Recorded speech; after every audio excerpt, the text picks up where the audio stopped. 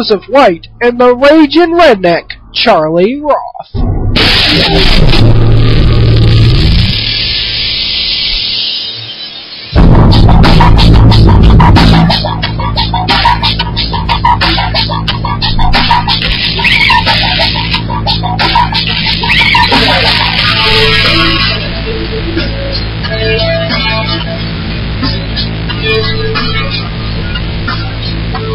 And welcome, ladies and gentlemen, to Nsl July on this July 3rd, 2008. I'm Joe White on your internet radio, and we're working with one microphone tonight. So, of course, sitting to my right, as always, the one, the only, went out to ground zero without me. He is the Ragin' Redneck, Charlie Roth. Say what's up to the people. What's up to the people? There we go, as we sway the microphone back and forth. Sorry if you get a little bit of background noise off of that.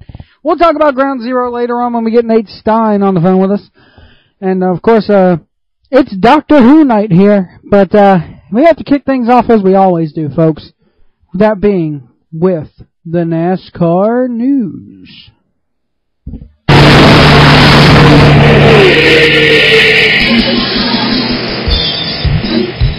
got you with that one, didn't I?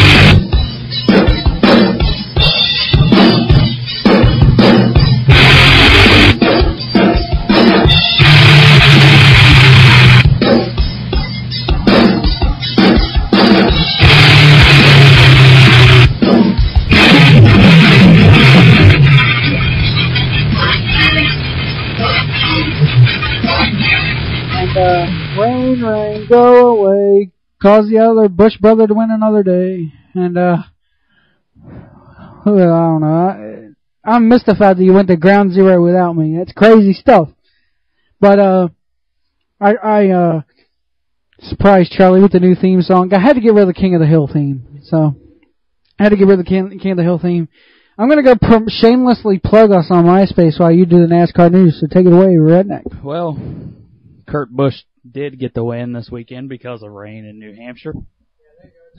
Other interesting stuff that happened, though, without the rain. Oh, Michael Waltrip finished second because of the rain. One Daytona 500 because of rain, too. Yep. 2003 Daytona 500 was won because of rain by Michael. And it's got pretty lucky for Kurt Busch, too, because he and Robbie Gordon had made some contact, and I wasn't sure if Kurt Busch's stuff was going to hold up if they did go back green. So they got kind of lucky on that one. So the other Busch brother wins. Now, Kyle Busch, we'll get to him in a minute. First, we'll start off with Kane and Almirola. They had a little deal going on inside that race. Kane slid up into Eric Almirola, spun him out. After the restart and all, it won't too many laps later that Almirola ended up getting into the back of Casey Kane and spinning him out. So a little bit of deal going on there, but a little bit of stuff, a little bit of rudeness. You know, a whole lot of rudeness came out of Kyle Busch and Juan Pablo Montoya. We really don't know what started the whole thing, but anyway, they come to it. This is right as they get ready to take, like, the caution comes out because Sam Hornish and I can't remember who the other guy was wrecked. They get through that, and then right after that's when the rain and all came. But under this caution,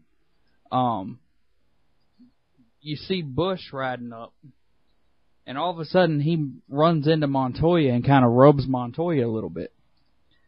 So they go down towards turn one, still under the caution, and Montoya hooks him in the right rear and spins him around, and tried to spin him into the head onto the wall, but Kyle corrected it back and ended up catching Montoya in his right rear and sent Montoya spinning as well.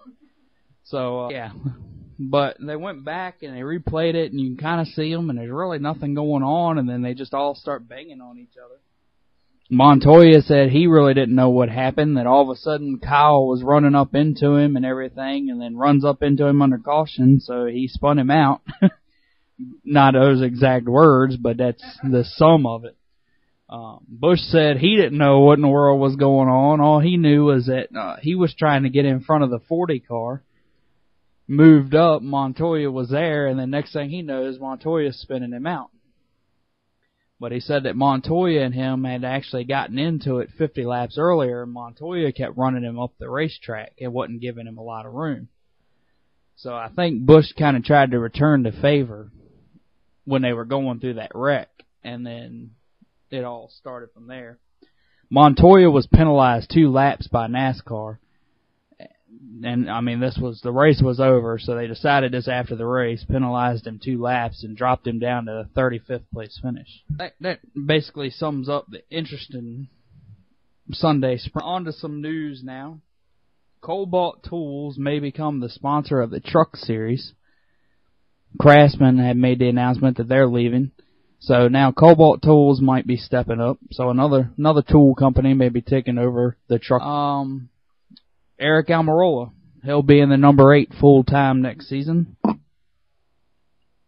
Mark Martin sounds like he's leaving that team. A little bit more on that in a few minutes. Chip Ganassi closed the doors on the number 40 team, leaving Dario Franchitti riderless and about 70 people without jobs. Felix Sabatis, who basically was part owner of that team and all, said that he kind of partially blames Coors in a way because Coors had new management come over. Coors had been with the 40 team forever, back when Felix owned it and Sterling Marlin and all was driving it way back then. Robbie Gordon drove it with Coors on the car. And actually, you can go back to, I believe, Kyle Petty drove for him in the 42 car, and Coors was with him then. So he said Coors had been with him, forever. And they changed management and said, don't worry about it. We're going to sponsor you next season. You don't have to bother looking for sponsorship. And then right at the end of the season, they told them, we're not going to sponsor you. We're moving on to other things.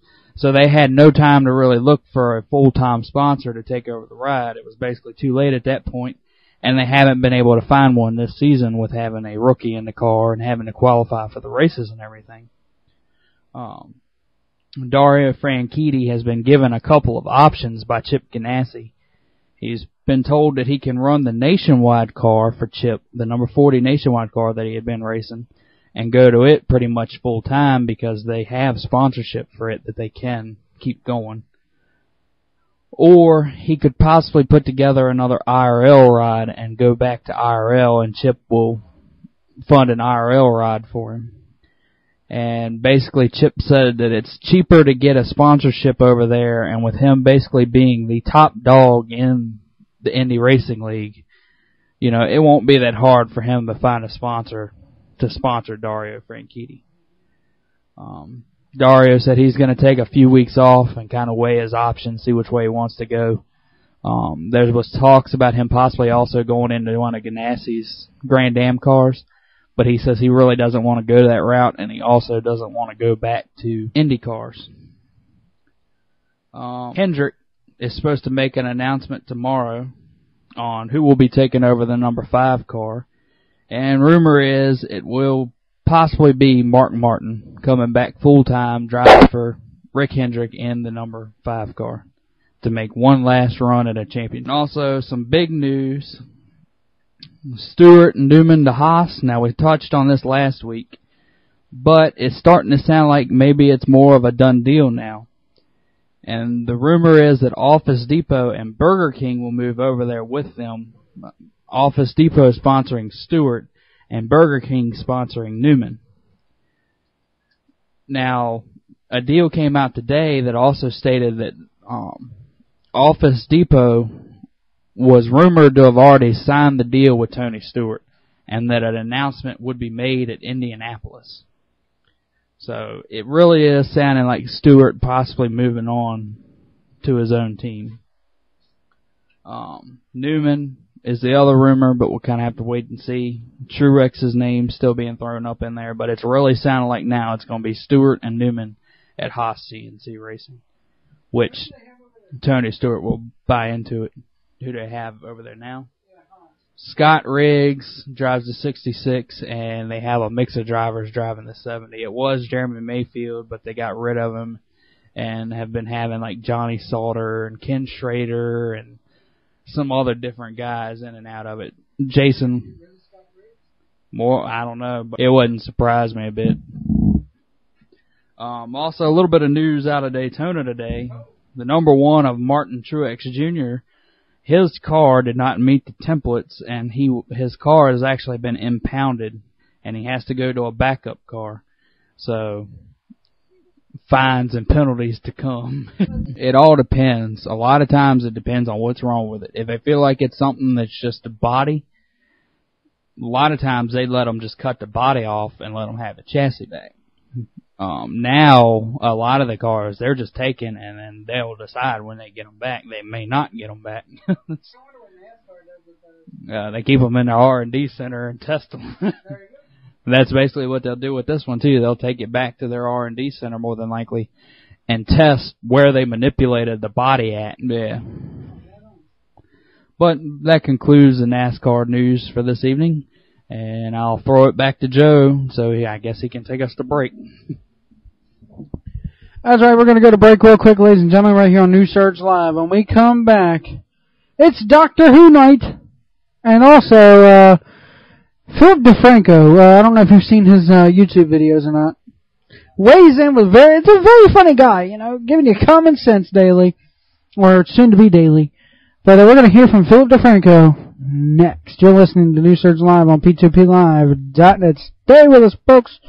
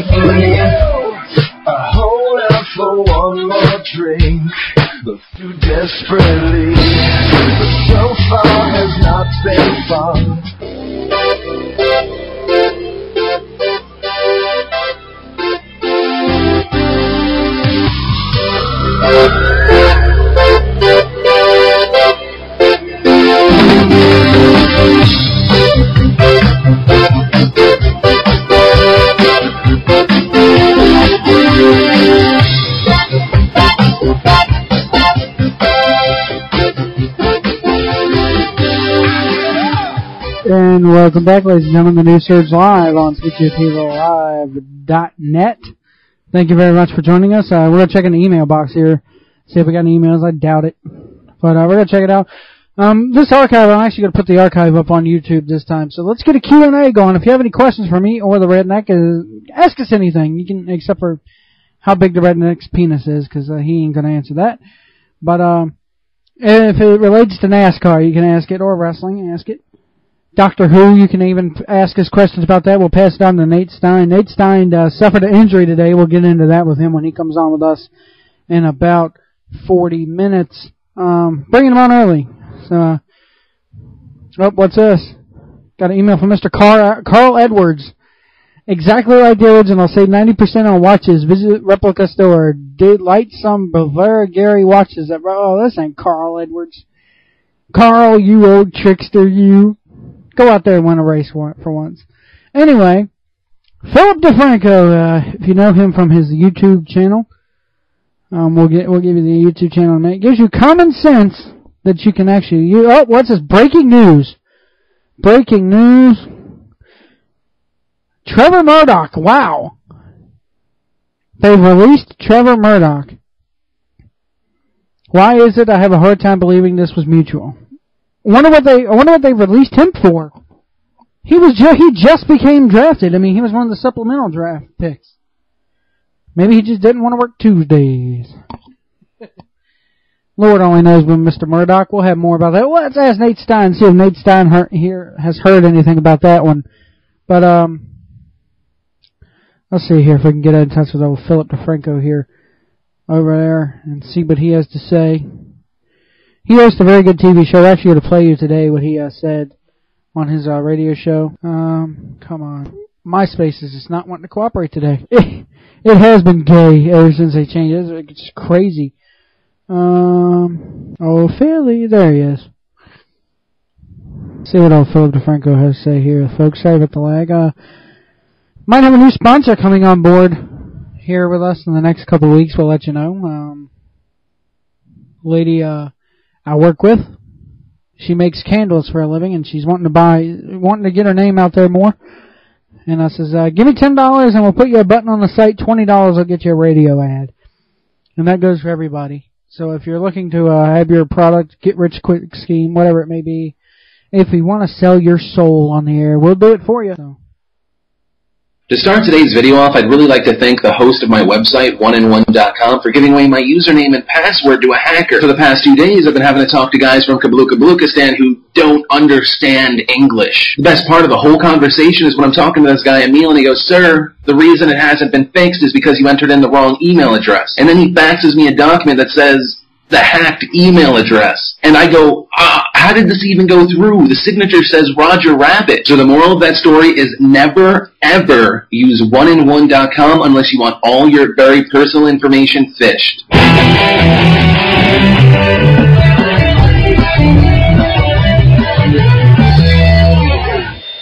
It's Wednesday, June 2nd, 2008, and if you're watching CNN, you're watching very important news, such as, will Obama ever fist bump again, or is he dropping his signature move? Which isn't news. What's news is that Chrono Trigger might be getting a port to the DS, and I am pumped. But that's because I'm a nerd. Yeah. Some really weird news came out of Los Angeles today, where LAX was shut down for a little bit because a guy walked up to the police and said, "Hey, what's up? My name's John. I'm a terrorist, and I have a bomb in my bag." The police immediately arrested him. A bomb squad came to the airport, found out everything's fine and everything's opening up again, and I can't really wrap my head around why this guy would do it. Like, either one, he was like really stupid, or maybe like two, someone was like, "That bag's the bomb, yo," because people still talk like that. And he was like, "My bag's the bomb? Oh no, I should tell the police." In Kansas City, a man walked on water, then 5 minutes later realized he didn't walk on water, but he was just really, really high. There were so many people up for today's Douchebag of the Day award, I had to give away 3. The third place guy is a guy by the name of Brandon Gardner.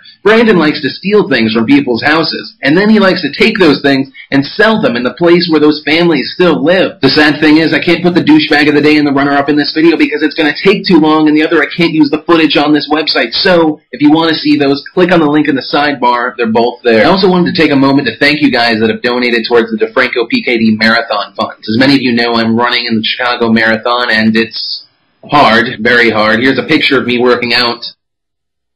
It's that hard, I know. For those of you that don't know about it, I'm raising money for my dad's PKD by going to the Chicago Marathon and getting people like you, a grassroots movement, to sponsor me. For a little extra incentive, we're giving away little things like this shirt. This is actually the last SXE Phil shirt that we have before we change designs and go elsewhere. So little things like that, iPods we've given away, and yeah. So like I said, thanks for the support. And back to the news. A woman who lived near Jackson State University had her house demolished when guys took signs that said "demolish me" from a school and moved it to this lady's house, and they just demolished her house. So the school offered Wilson $8,000 to pay for her demolished house. In a story that just makes me smile, not only have very overweight, just pure fatties gotten angry at the movie WALL-E, but so have hardcore Republicans. So first thing first, in the movie WALL-E in the future, everyone is ridiculously lazy and ridiculously overweight. Now I know some people are like, hey, they're depicting bigger people in a negative light. There is nothing positive about being overweight. You can be happy as being overweight, but I mean, it's scientifically unhealthy, And two, I don't like to see that. I mean, I just wonder if I made a movie where, like, the main person had cancer and, like, their life sucked because they had cancer, if people that, like, had cancer would get angry, or they'd be like, oh, wait, it does suck having cancer. Also, a big difference is people with cancer can't go, I shouldn't eat that candy bar. I should go run and then not have cancer. Then you have a few Republicans getting angry because the WALL-E movie is saying that big corporations are bad and that overconsumption is bad. I just want to know, at what point did someone think those two things were really good? They're like, overconsumption, that's good. If we consume a lot, magic will be real again. A recent study showed that America is #1, bitch, in substance abuse of marijuana and cocaine. But, you know, it's something. That's really all that mattered to me this Wednesday, June 2nd, 2008. My name's Philip DeFranco, and you've just been filled in. He actually meant, he's so sexy. He actually meant July 2nd. He actually mentions that on the video, but yeah. The WALL-E movie, we talked about that last week. Dude, that movie, that freaking robot looks so cracked out and sad, it's not even funny. And I'd look sad, too, if I was the only one left on Earth picking up fucking trash. And, well, fat people gotta be lazy. I don't get that. I'm fat. Well, I'm lazy, but I don't know. Anyway, it depends on who you ask, I guess. People at work don't think I'm lazy. Anyway. That's Philip DeFranco. Check him out on YouTube. Just type in, or go to www.phillyD.tv and, get linked up with Philip DeFranco. And he's also on MySpace, myspace.com/YouTubePhil. And there you have it. Philip DeFranco. Let's see if we can find another one on his gimmicks here. See if we can find another video from Phil. Common sense has died. Did you know in California it's illegal to drive and talk on the phone at the same time, but it is completely alright to text and drive at the same time? That's like putting a ban on knives and then promoting guns as a really safe option. It's Monday, June 30th, 2008. We missed some news over the weekend. Of course, a lot of people talking about the kid from Six Flags over Georgia that was decapitated from Batman the Ride. I understand, you know, someone lost their life. It's a terrible thing. But the people that are surprised and the people that are suing need to go fuck themselves. If you're surprised a kid is dead after he jumped 2 fences full of signs saying, don't jump the fence, you might die, danger, danger, Will Robinson, then something's wrong with you. There's been a lot of speculation about why the kid went there. Some people said he dropped his hat from the ride and that he wanted to go pick it up. Some people said, blah, blah, blah, it doesn't matter. The kid deserves a Darwin Award for doing that, and I'm sorry if that's insensitive, but stupid people do stupid things that get them killed. That's the way the world works. So your Monday question of the day is, should you have sympathy for this kid?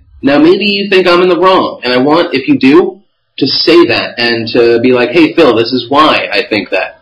So, you know what? Question of the day, leave a text response or a video responses are accepted as well. In news that also annoys me, Dark Knight is already starting to sell out 3 weeks before it's supposed to be released. Theaters are having to add 3 a.m. shows instead of just having a midnight show, because so many people want to see this movie. When we move on, we see Microsoft, in all its wisdom, has now stopped selling Windows XP and has just gone full-on to Vista. Now, they'll keep supporting people that have Windows XP until 2014, but you can't get it unless you download it from a torrent, or get it today, legally, you know. That's always a good option. Or download it from a torrent. Hey, let's talk about that Atom Smasher thing. I know it sounds like a cartoon, but it's actually that thing that people are saying could end the world. But they say that based on not really any evidence. The Atom Smasher, of course, this big, huge thing that's underground that's going to recreate instances just after the Big Bang. Many people think that it could make a black hole and that we would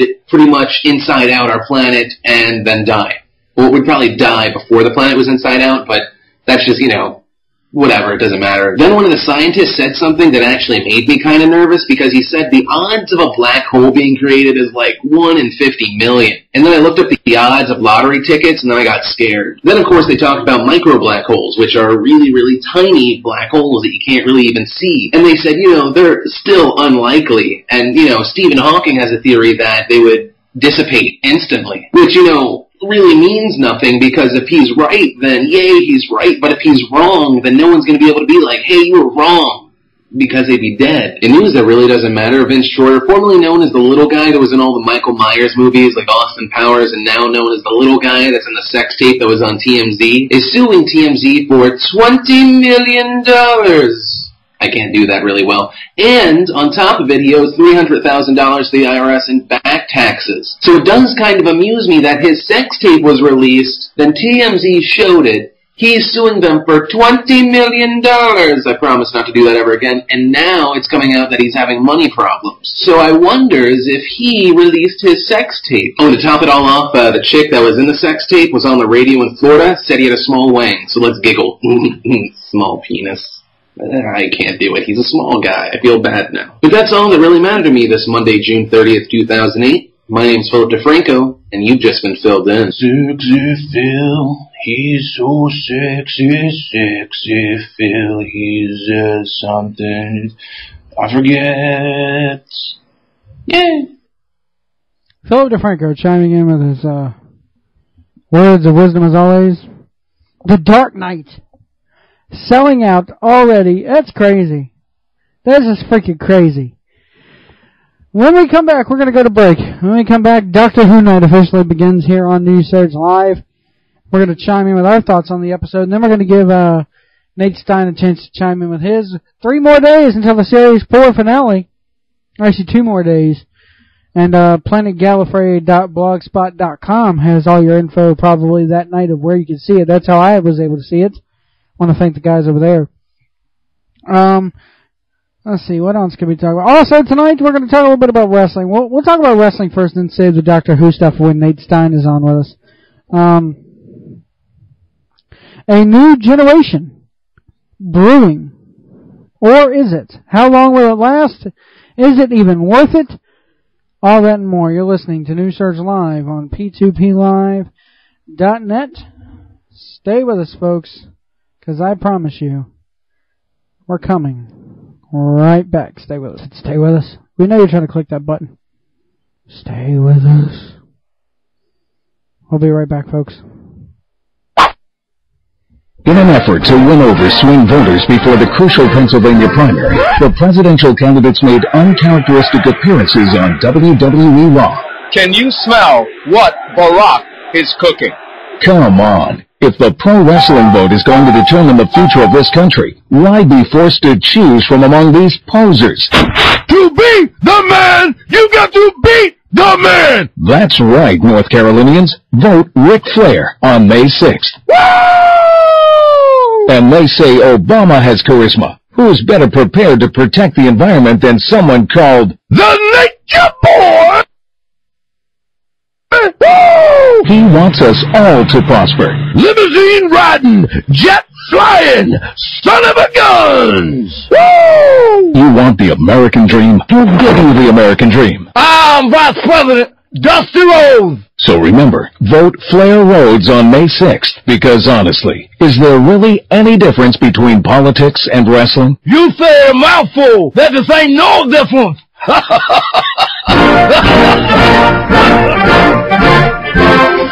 Who do you want answering your phone at 3 a.m.? Woo! Woo, woo, woo!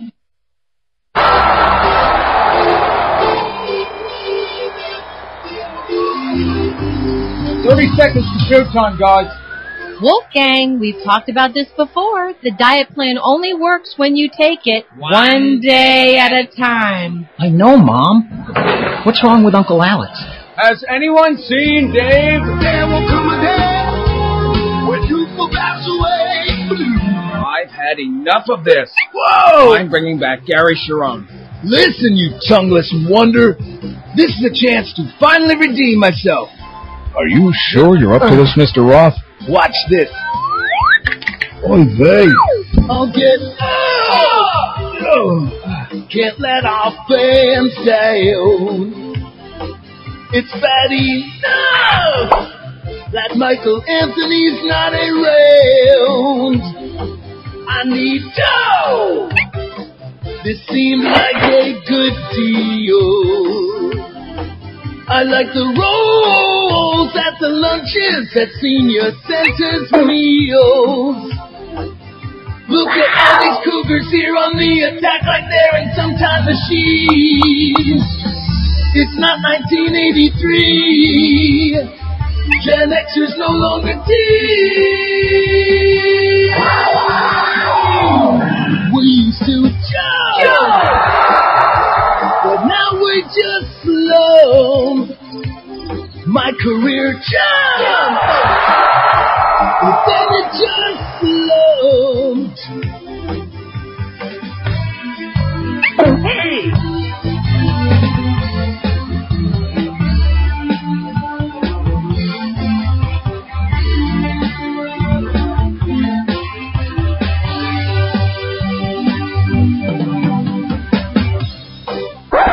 Who let him in here? This band is nothing without me. Are you kidding? I am the heart and soul of Van Halen. Hello, Van Halen.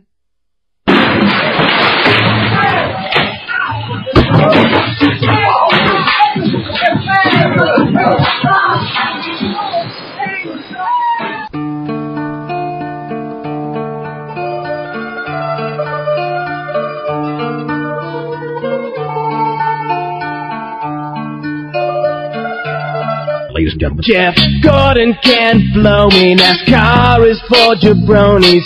It ain't so fucking cool, you redneck.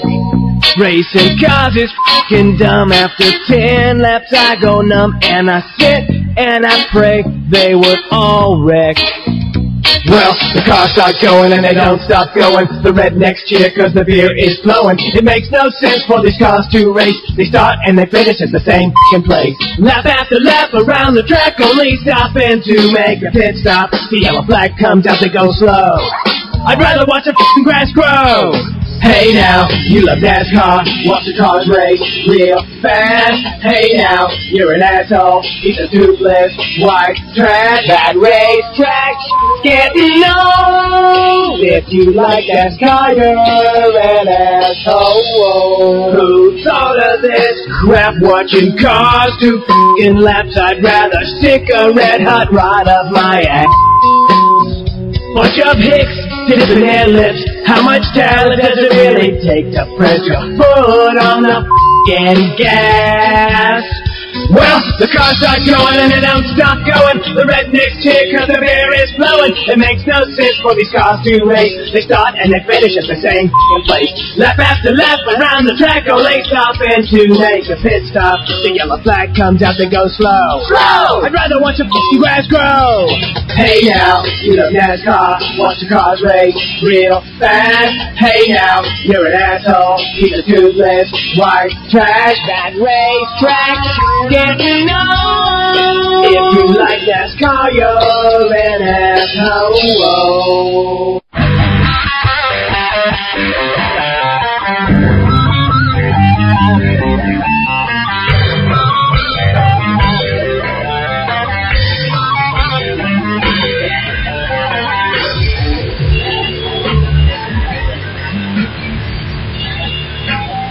Welcome back here, ladies and gentlemen, to Nsl July on PJPLive.net. Well, God, where do we start when it comes to the world of professional wrestling this week? We start off Night of Champions. Nothing really happened. Nothing really, 2 titles, 1 show. We thought, oh my God, what's Raw gonna do? And then Monday night they come in and they shock us. I mean, literally shock us. The opening segment was about...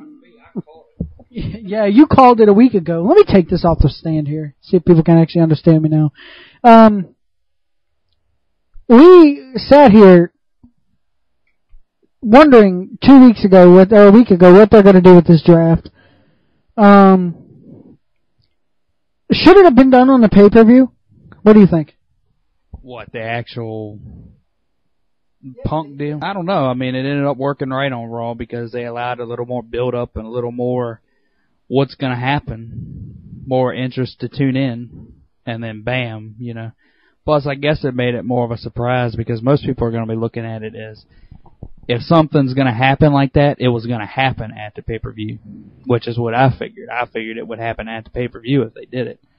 But they saved it for Raw, which I think is what caused a little bit more of the surprise factor, more so than if they had done it at the pay-per-view. Very good, very good. Here's what happens. Edge starts off the show. Well, Jim Ross started off. Nice to see Jim Ross not get bashed in his hometown for once, actually get some respect. Because I truly believe that without Jim Ross, that segment would not have been as powerful as it was. If he would have immediately had Edge come out there and start running his mouth, it would not have been the same. Batista comes out, power bombs, Edge. Punk runs out, and I could tell as soon as Batista started walking up the ramp, as slow as he did, that something was going to happen. Sure enough, Punk comes down, CM Punk comes down, cashes it in, and what I liked is Punk being a true professional and just a phenomenal worker that he is sitting there going, okay, yeah, announce it already, ring the damn bell. He's like sitting there telling the ref, come on, ring the bell before the dude wakes up.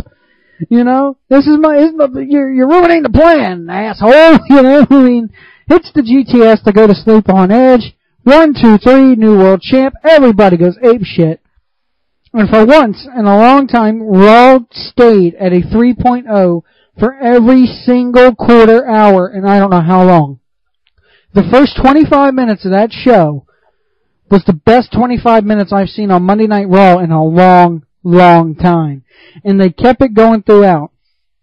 As soon as JBL comes out, you immediately go, okay, this is the shits. He's going to get it back. Him or John Cena. Did you think that also? Yeah, I figured. Yeah, they're probably going to go ahead and have him lose it straight to JBL tonight. I was like, that would suck, but at the same time, you know, hey, if it happens, it happens. My big deal was, now I was talking doing a triple threat at the Bash, and it's like, okay, are they going to just Orton this guy, build him up, because the crowd got behind Orton a little bit when he won the title from Benoit back in 2004, but Redneck has something to say. Ooh. I was going to say, I forgot to mention it before, but when you watch the draft show, did you hear all the cheers that Orton got when he came out during that man, he's been getting cheered more than he has booed, even though he's a heel, you know. I mean, he's one of them that seems like he's becoming one that it don't matter what happens, the fans are probably going to end up cheering for him anyway because he plays bad so good, you know. Orton's been getting cheered for quite a while. I think that they just need to go ahead and put him back in the title picture when he gets back from his little arm injury. What a difference the game not being there makes. It sickens me to say it. I know it sickens your ears to hear because you're such a Triple H mark. But what a difference. It seems like every time you don't see him on that show, it's golden. You know, for the last 5 years. Except during the invasion thing. I think with him in the invasion angle, Lord knows what they would have done. That's fantasy booking. That's a whole nother segment or a whole nother show. So CM Punk wins the title. We then later in the night get JBL versus CM Punk. John Cena comes out with Crime Time. CM Punk retains the title on Raw. But that's the big piece of the puzzle. But the other two pieces of the puzzle is that we've got new tag team champions in Cody Rhodes and Ted DiBiase Jr., which who could not have seen that coming?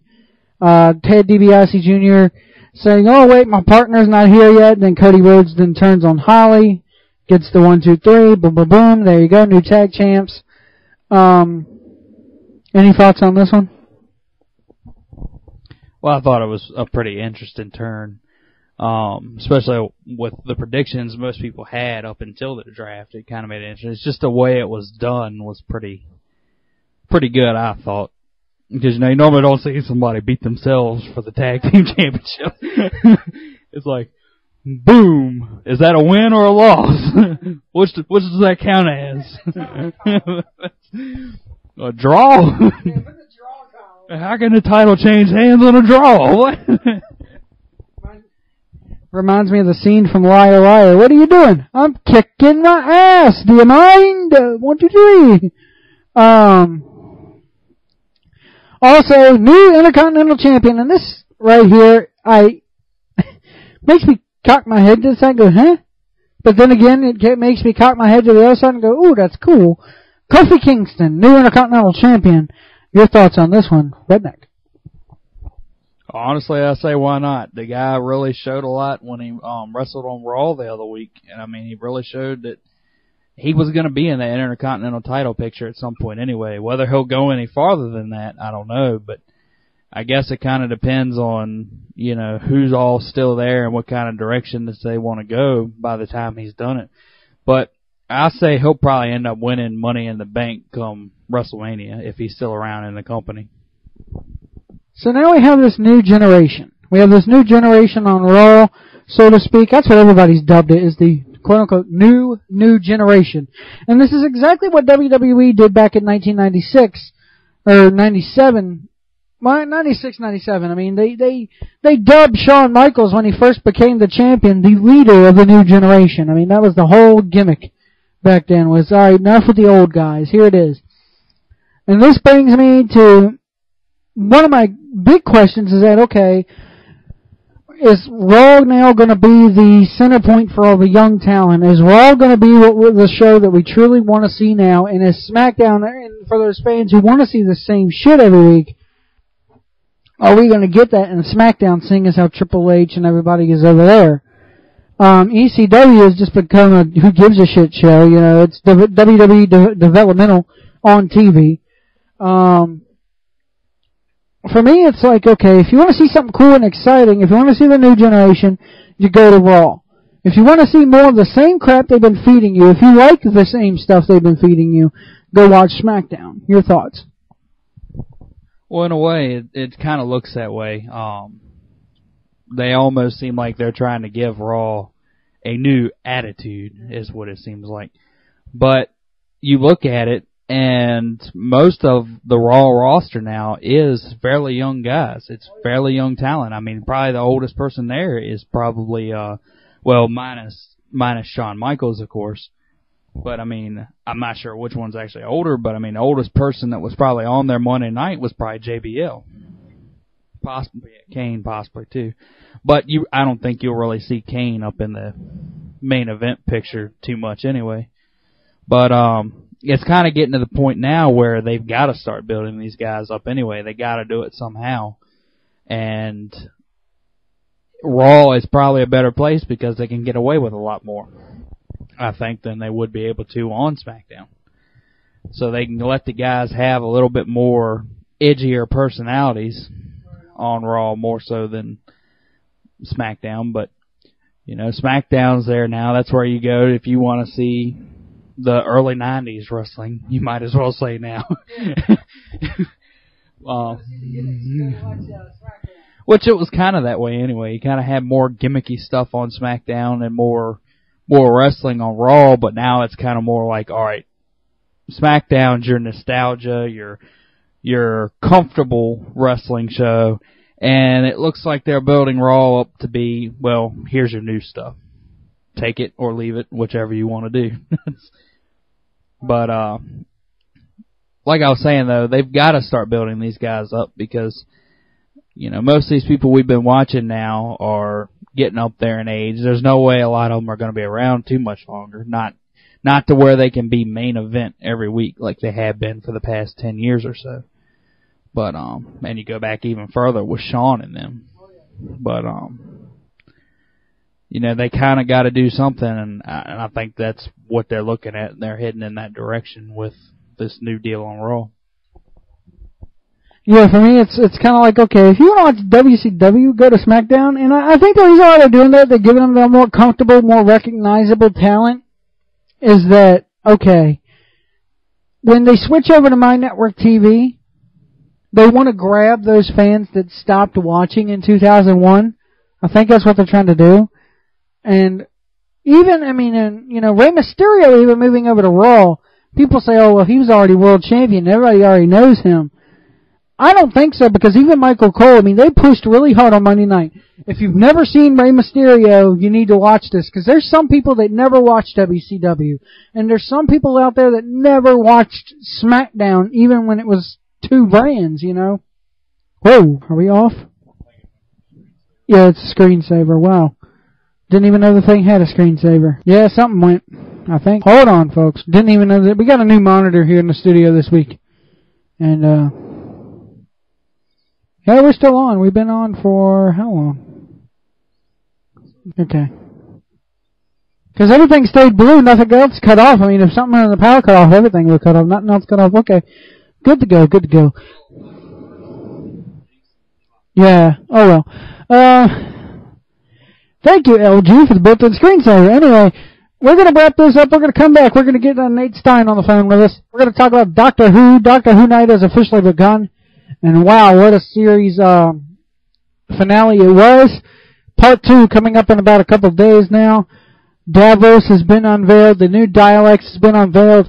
We're going to go take a blast on the past. We're going to tell you a little bit about Dialect Con. We're going to go all the way back to series number 2, where Rose Tyler left the series, or left the show, but now she's back looking hotter than ever, I might add. And we're going to talk about all of that, and plus what we think is going to happen.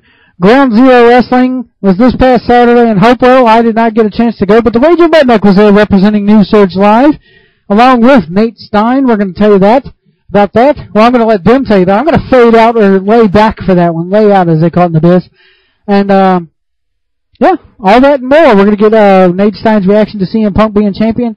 Also, we're going to mention, well, let's go ahead and mention this now before we switch to Nate Stein. Ring of Honor today comes out with this big-ass press release. Made me and you laugh. And they're going, ooh, we found Punk first. We found him first. Wait, we're still over here, you know. We knew him. We don't limit him. I thought it was the biggest show I've ever seen. Biggest show I've ever seen. Your thoughts on this one? And find out how you can watch a free Punk and Homicide match. And then they give you a link to YouTube. Yeah. Is Homicide still with TNA? Yeah. Okay, that shows how much. We will talk about TNA this week, so there you go. Yeah, we mentioned it. We mentioned TNA. I still don't know anything's going on over there.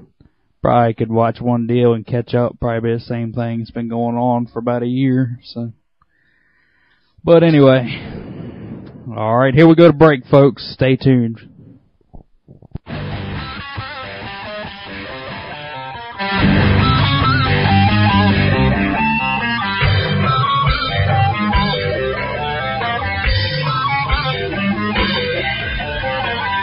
A little bit of dead air, folks. We'll be right back if you're listening to it from Eastern. If you're listening to it from the archive, well, you don't need to worry about anything. You're listening to Nsl July on P2P.net. Stay with us.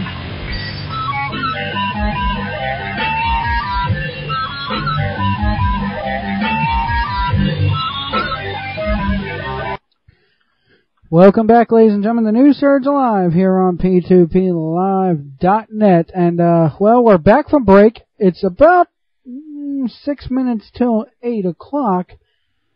And, what am I forgetting? It's Doctor Who night, so let's kick it off. If the WinAmp will play.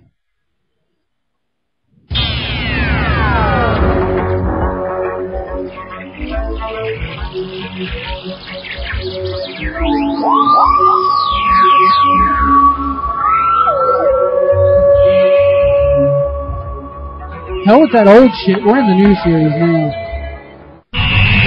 This is good one.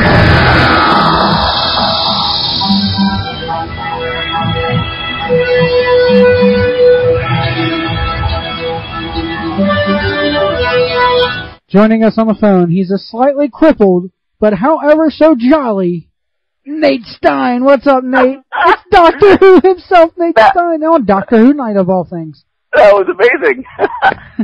And right now I need a doctor. Are you the doctor? Hey. What about use the thingy. Just use the thingy. Oh wait, it doesn't work on wood. Damn. Right. Which it can cut apart barbed wire, yet it can't cut through the door. I saw that. I was like, Stephen Moffat, you just got lazy. I saw that on USA, or excuse me, USA, I wish, Sci-Fi, and I was just like, Catherine Tate did an excellent job. She's like, just use the thingy, and he's like, it doesn't work on wood. She's like, I'll stand back, kicks the door in, and that was like one of the best episodes I think I've ever seen. was the one where they're in the library with River Song and all that. Has me wondering what the Doctor's real name is. Has me wondering if we'll see her again in an upcoming series. Nate, your thoughts on that episode? Well, that has been one of the biggest questions of the new series. Oh, well, not of the new series, but from that episode, what will come back to haunt us, I guess. Not haunt us, but yeah, what will come back that we'll see that will come into play. And, there's a lot of very interesting pieces to all of it. So, I don't know. Part of me, I think it's going to depend on what happens in the rest of this series, the current series, and the specials. There is a rumor that she's in one of the specials next year, so we'll see. But before we get into any more Doctor Who, I'm going to lay out here, and you and Charlie could go ahead and talk about Ground Zero. Ground Zero was this past Saturday in Hopewell, Virginia. The Raging Redneck got to attend, got to meet Nate Stein before I did. So I don't know which one of you wants to kick it off. I guess we'll throw it to Nate Stein, because you were from a backstage aspect. How did the show go? And then I'm going to throw it on over to the Redneck. Well, I'll be very honest. This was honestly my first live Ground Zero event. I've been around Ground Zero for a year and a half, but all their stuff normally coincides with, PWU. So this was the very first time I've actually ever seen one of their events.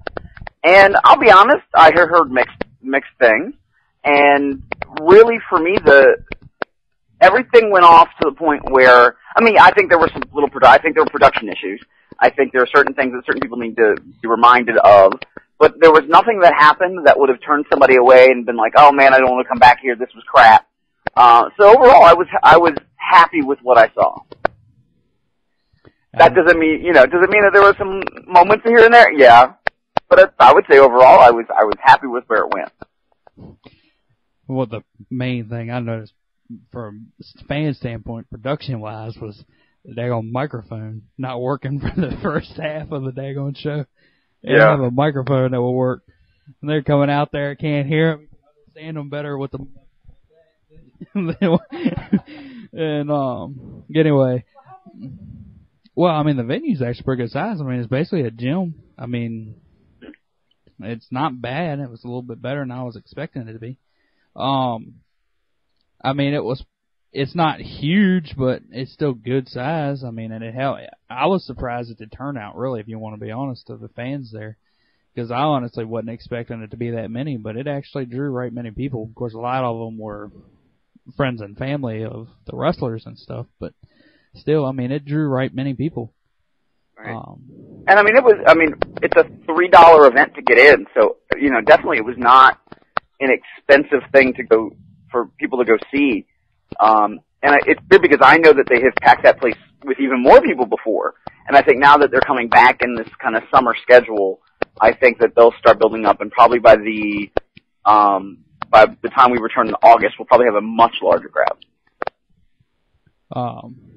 Yeah, but the main thing was the microphone. And even when they got one that worked, you could still understand them better just standing there talking than you could with them going through the mic. Yeah. So, I don't know what the situation was there. I don't really care. Yeah, I walked in the door, though. I got there. I looked up the directions to the place and all that. And my dad, he goes through there right often and knows a guy that lives near it, so he asked him where it was at, and that guy gave him some directions. But I'd been totally lost looking up the online directions. I used my dad's directions and found it pretty easy. Online claimed it was going to take 26 minutes to get there, to this place, and I was there in less than 15. It was about 13 minutes it took for me to get there. And I walk in the door, and first person I see is Doctor Who, Nate Stein, standing there, other than the person who took my money, but he was basically right off the side there, right where you could see him, standing there with the cameras and all. Let me guess, Nate, he walked up to you and goes, "Are you the doctor?" That'd have been funny. But he came by and I was like, why is this guy kind of looking at me and standing here? And then he introduced himself, and it was all cool. I was waiting for you to finish bossing your underlings around before I said anything. Underling. Yeah, you look kind of busy, so I said, I'll wait. So this guy's gonna think I'm a fool for standing here waiting, but I'll wait. That's one reason I left that place early, too, because Timmy Danger kept looking at me like I was an idiot for standing there waiting for you. Talk to you again, so that's why I waited till I saw you and said, all right, man, I'm out of here. But, yeah, I was going to hang around and talk to you a little bit more, but you look kind of busy. I would have offered to jump in and lend a hand, but I didn't know what kind of toes that would step on, and I didn't want to screw anything up. So. I wouldn't have. I'm sure you would have been hit up then to come to the school to start training. But help was never turned away. Well, maybe I should have. Maybe they given me a discount or something. But,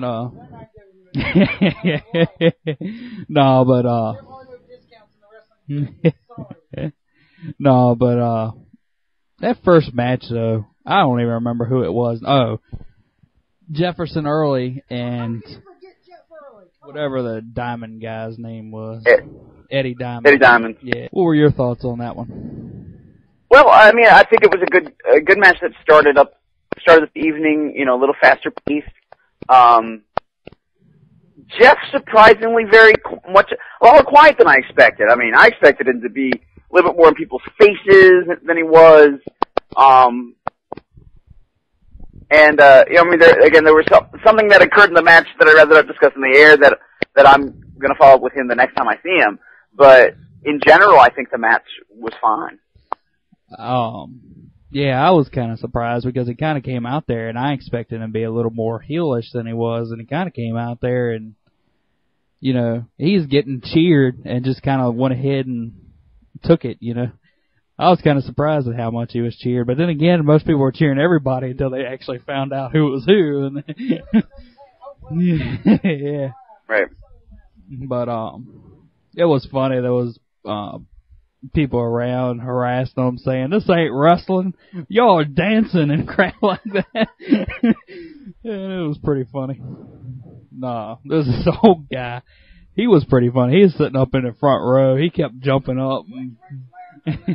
He kept jumping up and putting thumbs down to people and all, walking all around the ring and trying to get in everybody, you know, all the heels' faces and everything else. And he was hilarious. But I was really impressed with Right to Censor. I mean, Standards and Practices. Oh.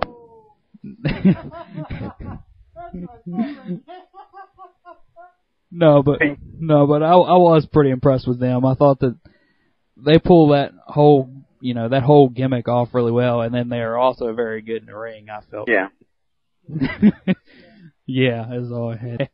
Oh, and Tiger Blue ended up the surprise, partner in that deal that was supposed to be with Reverend J Boogie, and then J Boogie, he couldn't wrestle because of his injury. And then they brought out Tiger Blue to wrestle with whoever the guy was that started off. Who was that other dude with the glasses and the pretty boy looking deal? William H. Holla. Yeah. I will say that there's more to that story that's yet to come.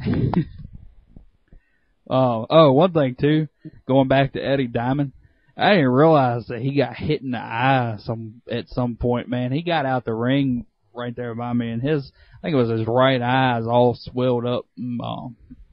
Actually, it looked like it might have been bleeding a little bit. I don't know. I saw him. I didn't see him like right after that because he left for another event before Ground Zero ended, and I saw him Tuesday, and it was like, oh, you got a little bit of a shiner on you. Yeah. And it was a red eye, not even a black. It looked like he got hit pretty good because when he got out the ring, it looked pretty rough, even just getting out the ring. Mm-hmm. For me, though, I'll go ahead and say it. Match of the night for me, though, had to be Chris Escobar and Pharaoh. I thought that one was the best one. I was really impressed with Chris Escobar. And that was actually the first time I've ever actually seen him, and I was real impressed with him. Say that again? I kind of lost you there. I said that my favorite match of the whole night, I said I'll go ahead and put it out there, was Chris Escobar and Pharaoh, and I said that's the first time I've ever seen Escobar, and I was real impressed with him. Esco actually just came back. He did some work with like Dave Marquez in the Nokio Dojo. Inoki, not Inokio. Oh gosh, Inoki Dojo out in California. Yeah, but I thought that one was a real good match, and it looked like he could really go some places if he, got the opportunity. What else was there? Let's see. Oh, what was the deal? Shorty Smalls, who did he face? What was that guy's name? How you pronounce it? Diamos or something? Shorty Small, Damos. Damos.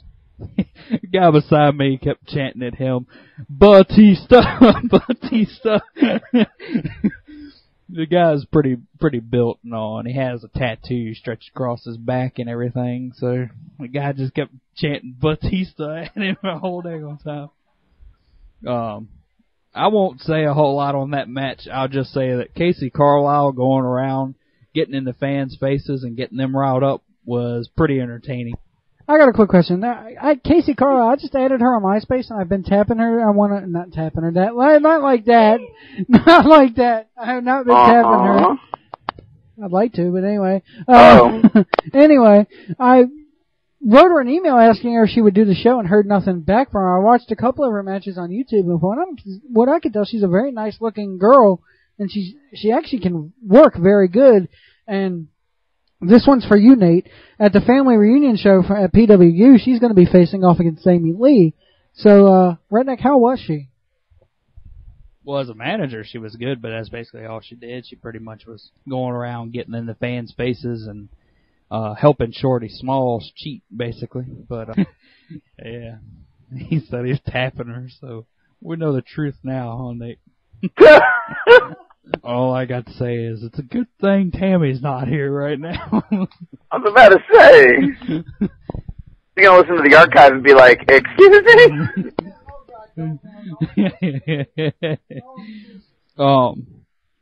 Personally, though, that match, though, I don't know. I couldn't stay concentrated with that match. Like I said, watching her go around, not watching her, but watching her go around, and getting the fans' faces, get the fans riled up and arguing with the fans was pretty entertaining. She was very good at that.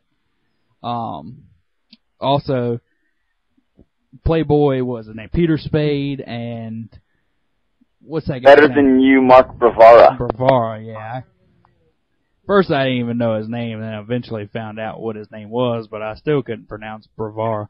That dude, though, that guy to me seems so familiar. Like, not familiar as I've seen him wrestle, but familiar as I've stood there and talked to him at some point, at some place else, not even wrestling. I don't know. I mean, like, not even at wrestling, like, outside of it. So I don't know. I don't know what his real name is. His real name might be Mark Bravura, for all I know. I guess what I got on his MySpace. That's really how I found out his name and all. But I was looking at the deal, and supposedly he's supposed to be at the Kaidas show that's going to be at the fairgrounds this summer also. Yeah, the fairgrounds. Yeah. That match, well, it was pretty entertaining. That was alright. Nate and I were kind of talking about that one. They did this spot where his manager, which I don't know who his manager was, she's okay looking girl though. What is her name, Nate? You probably know. I don't offhand. I want to say Chrissy Rivera, but I'm not sure if that's right. But anyway, they did this deal where she got up on the apron and Mark knocked Peter back into him, and from my standpoint, it looked like crap. It didn't look right at all. And I look over at Nate, and Nate's got this befuddled look on his face, like, what in the world just happened there? So I went over and asked him, I said, well, I was sitting there looking at your face, and you're kind of like this. What was your thoughts on that one? So go ahead and say what you thought. Lord. I want to say, I even thought the match was solid. It was just the way the finish worked out. And I can understand probably where in theory it was going to work out really well, but when it actually got executed, it probably didn't go off as well as they thought it was going to. It just kind of didn't make sense, especially with where the direction the match was going. And it seemed like they did a little bit of a role reversal to do the finish. So it's one of those moments where it could have been like really cool and awesome, or it would have backfired completely, and then I think in this case it backfired completely. Yeah, the match itself was great, and then you got to the ending and you see all that, and you're like, what? Yo, What? What's happened? What happened there? Hey, guys, do this again. Redo. Right. Mulligan. But the match itself was great. And one thing I noticed, all the heels have all the good theme songs in daggone Ground Zero. Because he came out, Mark Rivera came out to Cult of Personality, and Shorty Smalls came out to that Mental Health song, you know, one from Quiet Riot or whatever. And they have all the good theme songs. None of the faces seem to get good themes. And thought that we didn't get your opinion on the Shorty Smalls match. I ain't gonna say the guy's name. I can't. Deimos. He's trying to be like a Greek god, almost, kind of like a type. But he doesn't come out in all the gear. He just comes out in his black trunks, with it written on the back in like Greek. But I think Deimos is one of the guys who's like he's still relatively young in the business, so I think he's kind of find his niche, because I think this is his second name he's been in the ring as, and I don't think he's maybe necessarily established himself as what he's doing with that gimmick. I think he has an amazing look. I think he has a lot of potential. I just don't think he's reached it. Yeah, definitely his look fits great. I mean, but that one dude kept chanting Batista at him the whole time. Funny and bad at the same time. Like I said, that one to me, Casey Carlisle pretty much made that match, just going around getting in the fans' faces, and then her helping out Shorty Smalls and everything else. So they did a pretty good deal where they got the ref distracted with the other guy, and she jumped up on and like handed him something. He's got like his hand through the ropes, and she handed it to him, and then she jumps up on the ring apron and gets the ref's attention. He goes over there and beats him up with it. And then all of a sudden he reaches back behind him again and gives her the thing again. So all right there, pretty much in front of him. But he never sees it and everything else. But pretty interesting stuff. Let's see. I just thought of something. What was supposed to be Grail and Crotch. They had Crotch come out. And I was like, what is this? Same guy chanting Batista at the other dude, goes, it's a she-male. And he gets up in the ring and they do the whole deal, and then they start playing Grail's music and announce him, and I'm sitting there thinking, he maybe show up. I'm looking at Nate to see if maybe he's looking over my way to, give some sort of signal, but of course he's focused on, as I keep punching this daggone mic stand here, he's keeping focus on his camera work, and his back aching. But, anyway, he's sitting there, doing that. I'm sitting there, I'm wondering, did he maybe end up showing up after all? They play the theme music, announce him again, restart the theme music, announce him again, cut everything off. Announcer goes to the back, checks, comes back out and said that nobody's heard from him in a week, but there was somebody there to replace him willing to fight Crotch. Well, I guess it was an afterthought. Or an after deal. That nobody's heard from him in a week, but, nobody should really buy that anyway, because, somebody would have heard something from somebody that was supposed to be there within a week. You know what I mean? That didn't really come off too well. It'd been better if they'd have gone ahead and announced it like before anything started. You know what I mean? Mm-hmm. That unfortunately, instead of trying to announce it like he's coming out and then coming back out and saying, well, nobody's heard from him in a week, somebody would have heard from him, if he was supposed to be there. They wouldn't be having a show and be, blah, blah, blah. But I guess that's just getting a little too technical for this. I don't know. Maybe it's just me being dumb. I don't know. But anyway, his replacement ends up being none other than Sean Denny. Yep. But I can only hear Joe like very quietly in the background, and it doesn't sound like he's happy. I'll let you listen. Nate, why didn't you just step up? Sean Denny? Oh, well, outside the fact I don't have a Virginia wrestling license. Oh, Lord. They could have gimmicked you one for one night. Jesus Christ. Sean Denny. Oh, well. Here's the redneck again. But I will have to say, I was rather impressed with Sean Denny. Once again. Yeah, I saw him sitting there. They were over there near now. Well, no, I don't know if his whole family was there, but I saw Shy over there, standing there, and she was like taping or something, or taking pictures or something or another. But she was standing there right over by Nate, actually. Then after he was done, he actually came out and got her, and then they booked on out of there. He signed some autographs and everything, and then they got on out of there. I don't even know if he was on the Saul show. Do you know if he was on the Saul show? I'm not sure, to be honest. But actually, tell him what you told me about the night before. Well, come to find out, it wasn't the night before; it was the weekend before. But Denny got a concussion, and apparently it was a concussion that was so strong that it knocked him out. But he was like apparently still with it enough to at least go through the match. He just kind of woke up at the hospital, so he didn't really remember how he got there or anything. He just woke up. And I unfortunately, I think it affected a little bit of his timing in the match. It wasn't. There were some things that weren't the greatest. Yeah.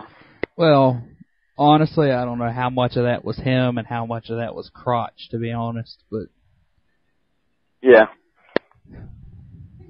that's fair too. Yeah, but I think it was after that match we had the intermission, and I went up to Nate and then I said, "Sean Denny, huh? Was that last minute, or did you already have him coming in for something?" And he's like, "No, I think that was last minute to replace him and all." And then I said, "What's next? You're gonna pull out Damian Wayne?" Oh Lord! And he promised me no, that Damian Wayne was not there. But you know, we sat there talking, and then Mr. Cullen came up, and I took that as my cue to leave or walk away for a minute. And I'm sure Nate still can't divulge that information of what was shared there, but he came up looking at me and looking at Nate. Where was it? Being the owner Dave being the owner, you know, when he's not happy about something and he wants to voice it, he'll voice it. I don't know if you want to tell us off air what he said, or if you just don't care to tell us at all there. But I can share off air. Okay.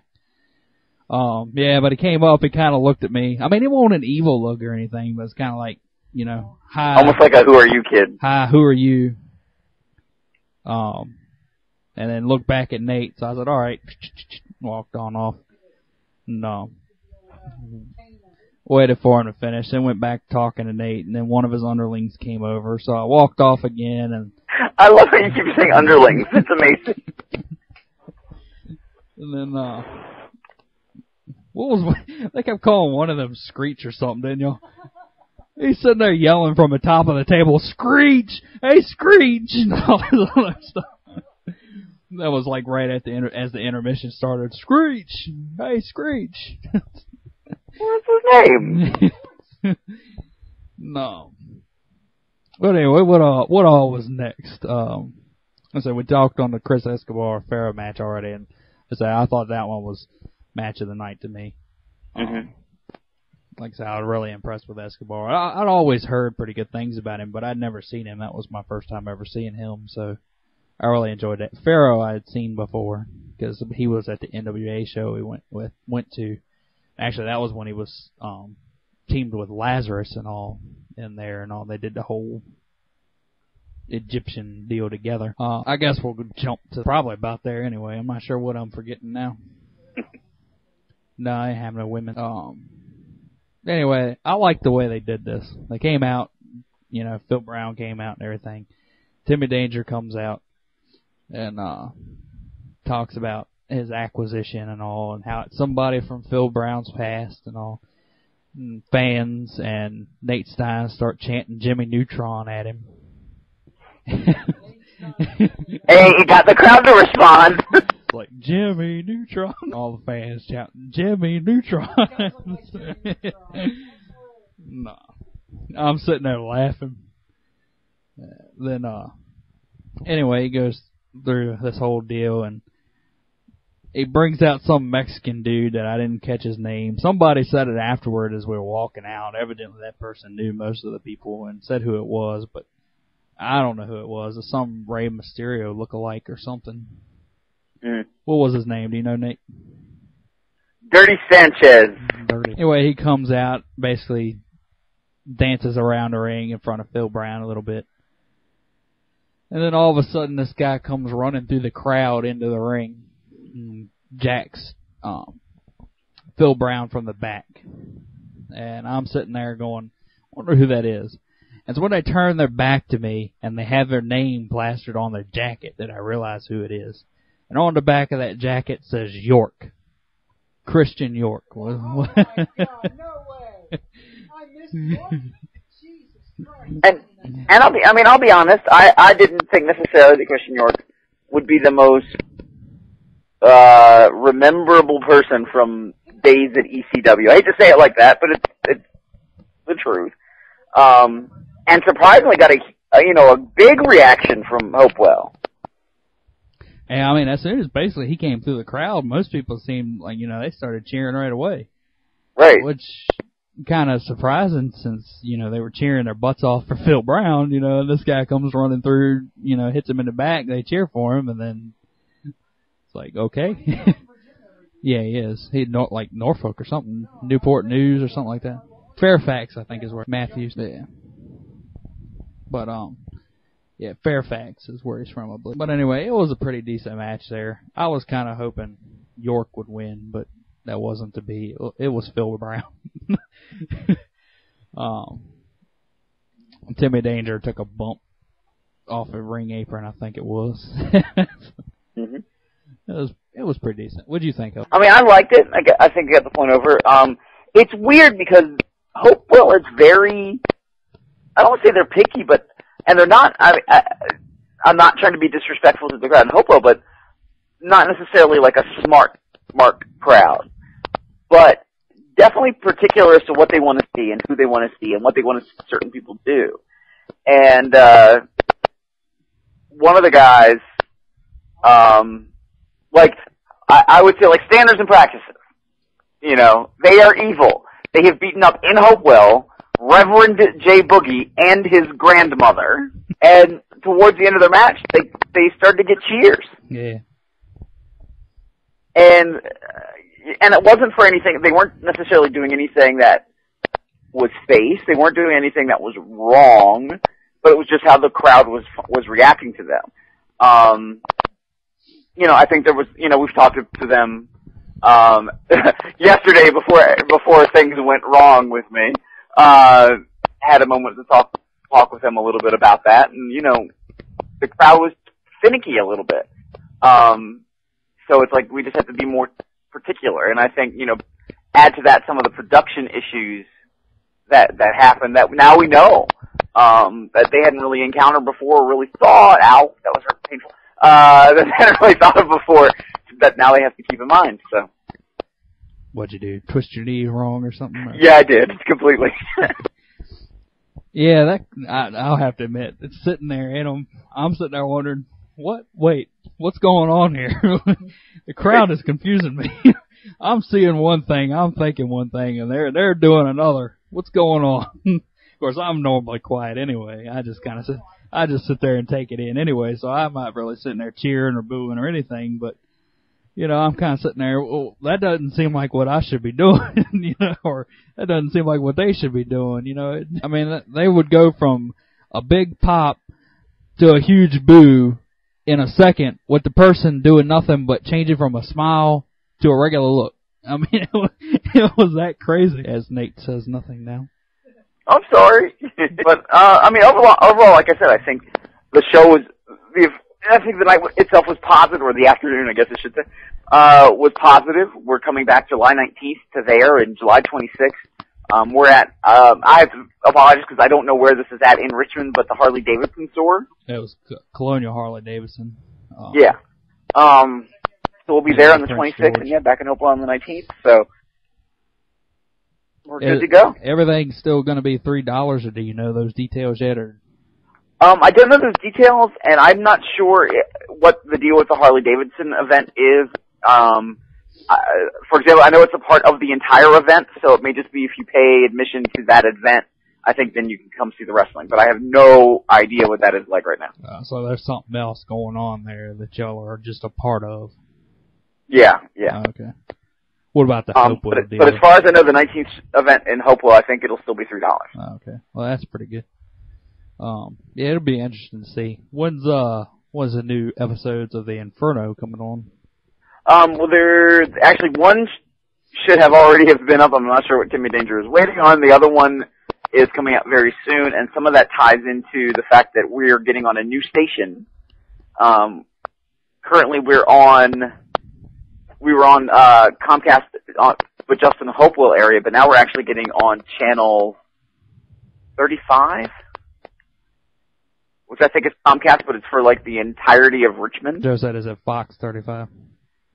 Say that again? Fox 35? Yes. He said yes. Yeah, we might be able to get that then. So, but some of the details were still being worked out. I know, even as of last night, they were, talking about getting the DVD set up and the schedule set up, so it'll be starting sooner than later. They had to be some re-editing, of course, because, they wanted to start back from episode 1 of the Inferno and show it. So that way they had a backlog of stuff already that we could, we could be working on new stuff, and by the time it was ready for the new stuff, we had all that done. But we had to re-edit the Inferno because it'd be hard to, come see us on June 28th, and it's like August. Yeah.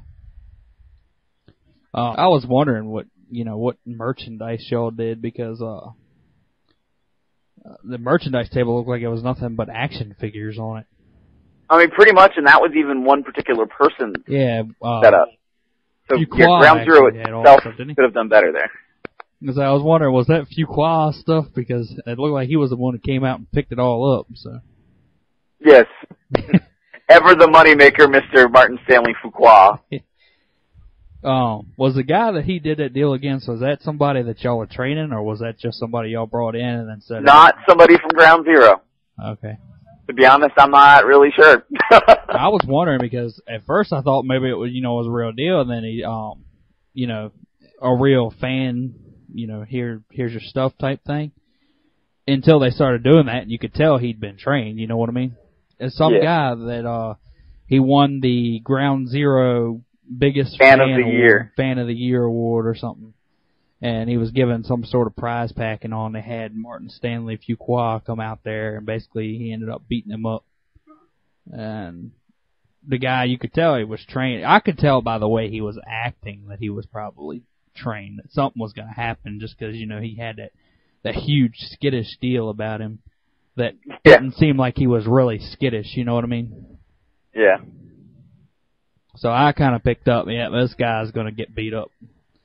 But I could tell, he had been trained, and that he was definitely a worker, or somebody had worked with him to teach him basically to bump, you know what I mean?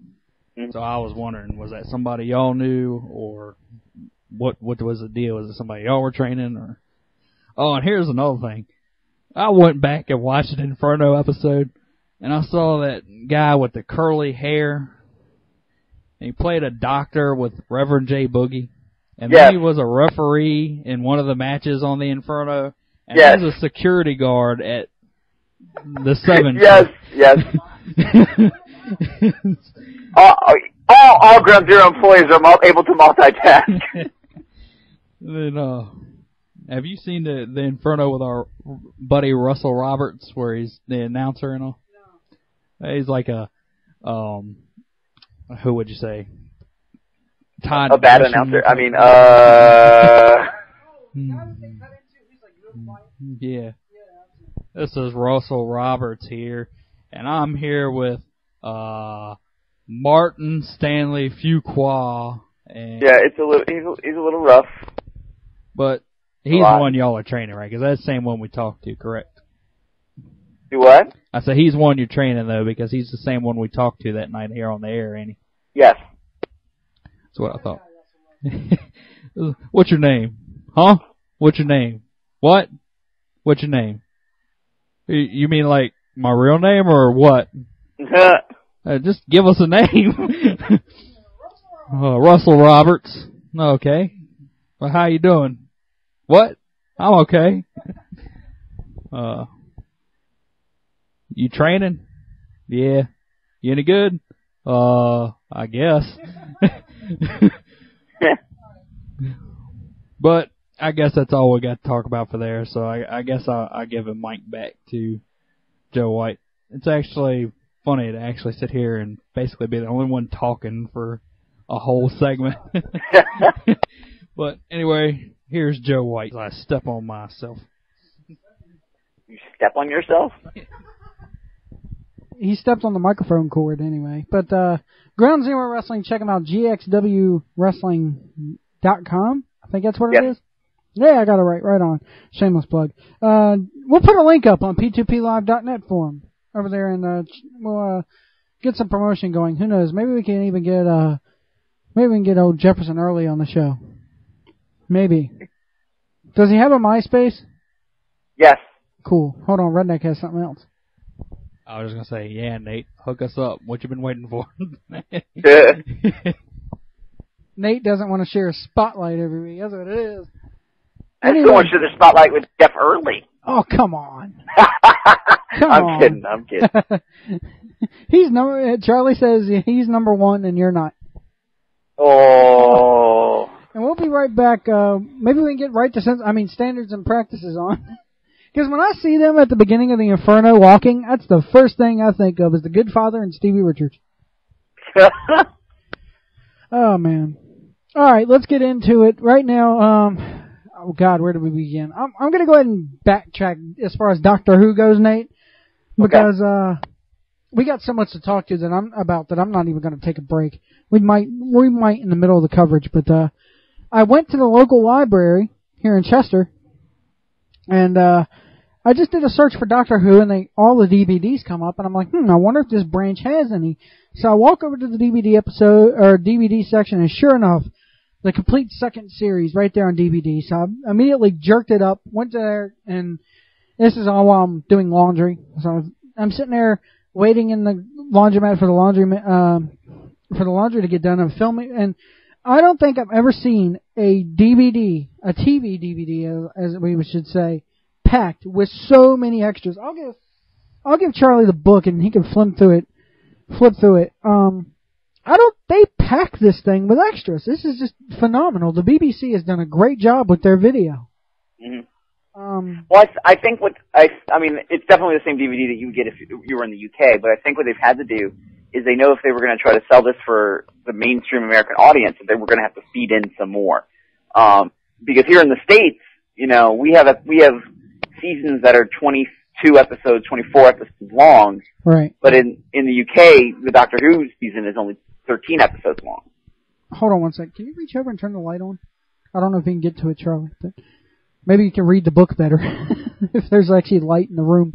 But yeah, this is just like, I looked at it and I'm sitting there going, there's extras on almost every single disc. You got Billy Piper and David Tennant's video diaries. And I don't know whether or not they did this just because this was the first season with David Tennant as the Doctor, but this thing is just so packed. They even put all the little Doctor Who confidentials.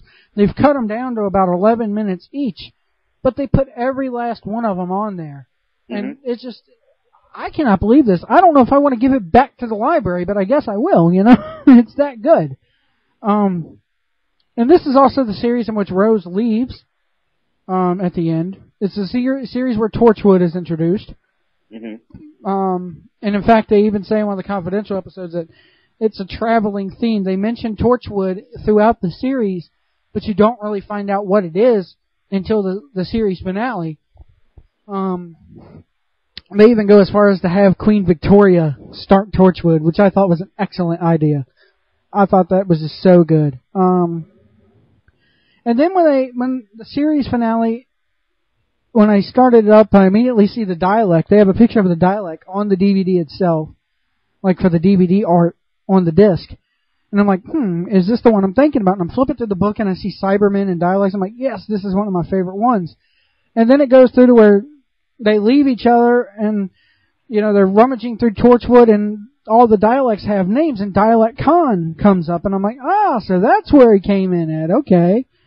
Mm-hmm. And I finally start to get it now. So if you're not familiar with Doctor Who, at least go back and watch Series 2. At least. Because that's where pretty much, the pieces start to come together. And then we found out that it even, you still there, Nate? I'm still here. Okay.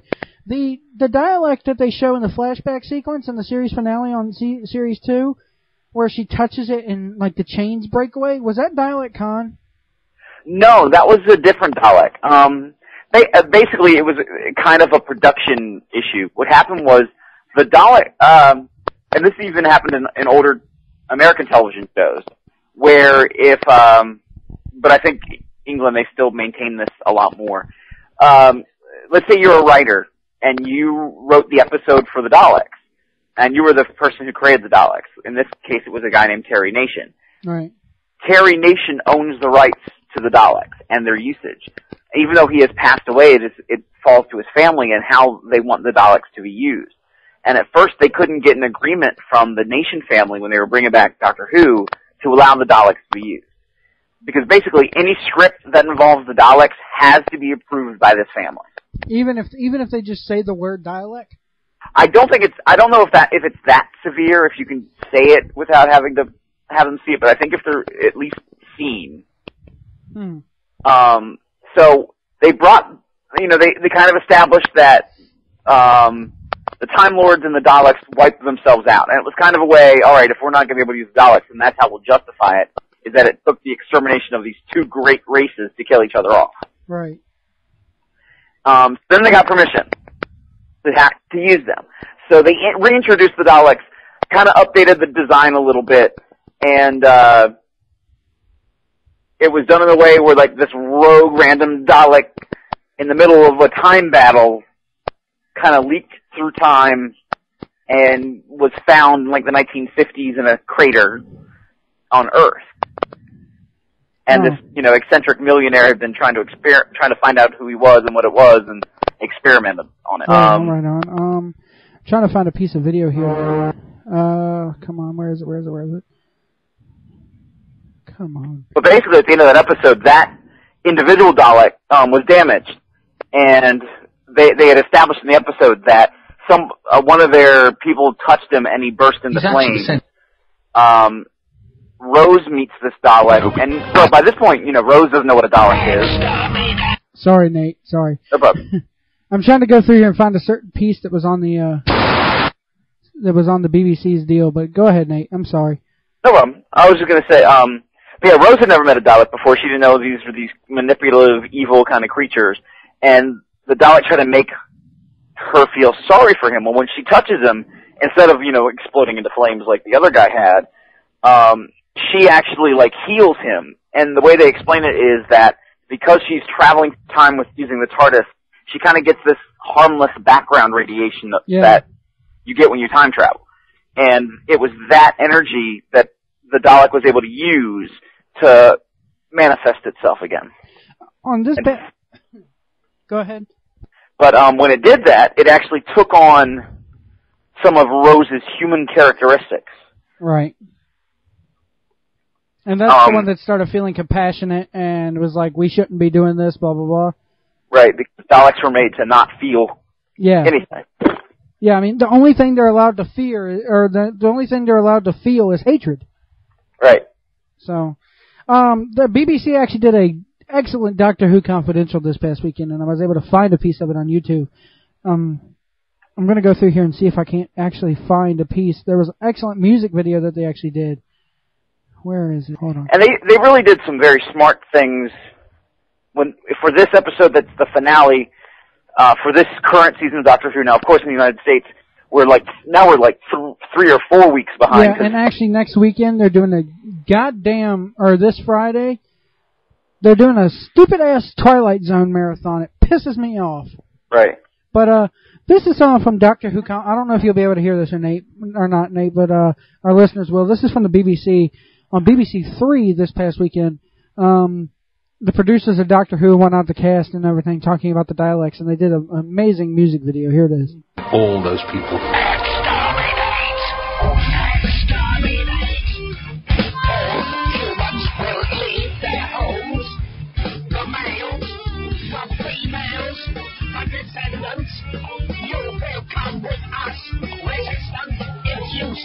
They arrived in week 5 of Doctor Who back in the early 60s.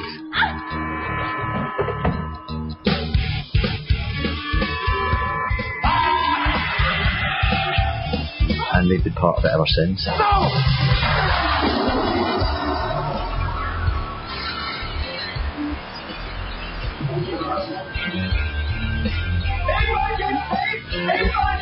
Well, yes, I mean, I didn't really feel I was the two Doctor and hand work against the Daleks, really. You are the Doctor! You are the enemy of the Daleks! And two have been chased down a corridor by 3 Daleks screaming at you. You have not nearly died. The enemy of the Daleks must be destroyed! There's something about the design that is timeless and brilliant. There's something insidious about them, the way they move. They have no feet. They glide. It's something about the fact that they are utterly non-humanoid. The voice as well. The rasp. I don't know why they work so well, but they just do, don't they? You just know when something works so well.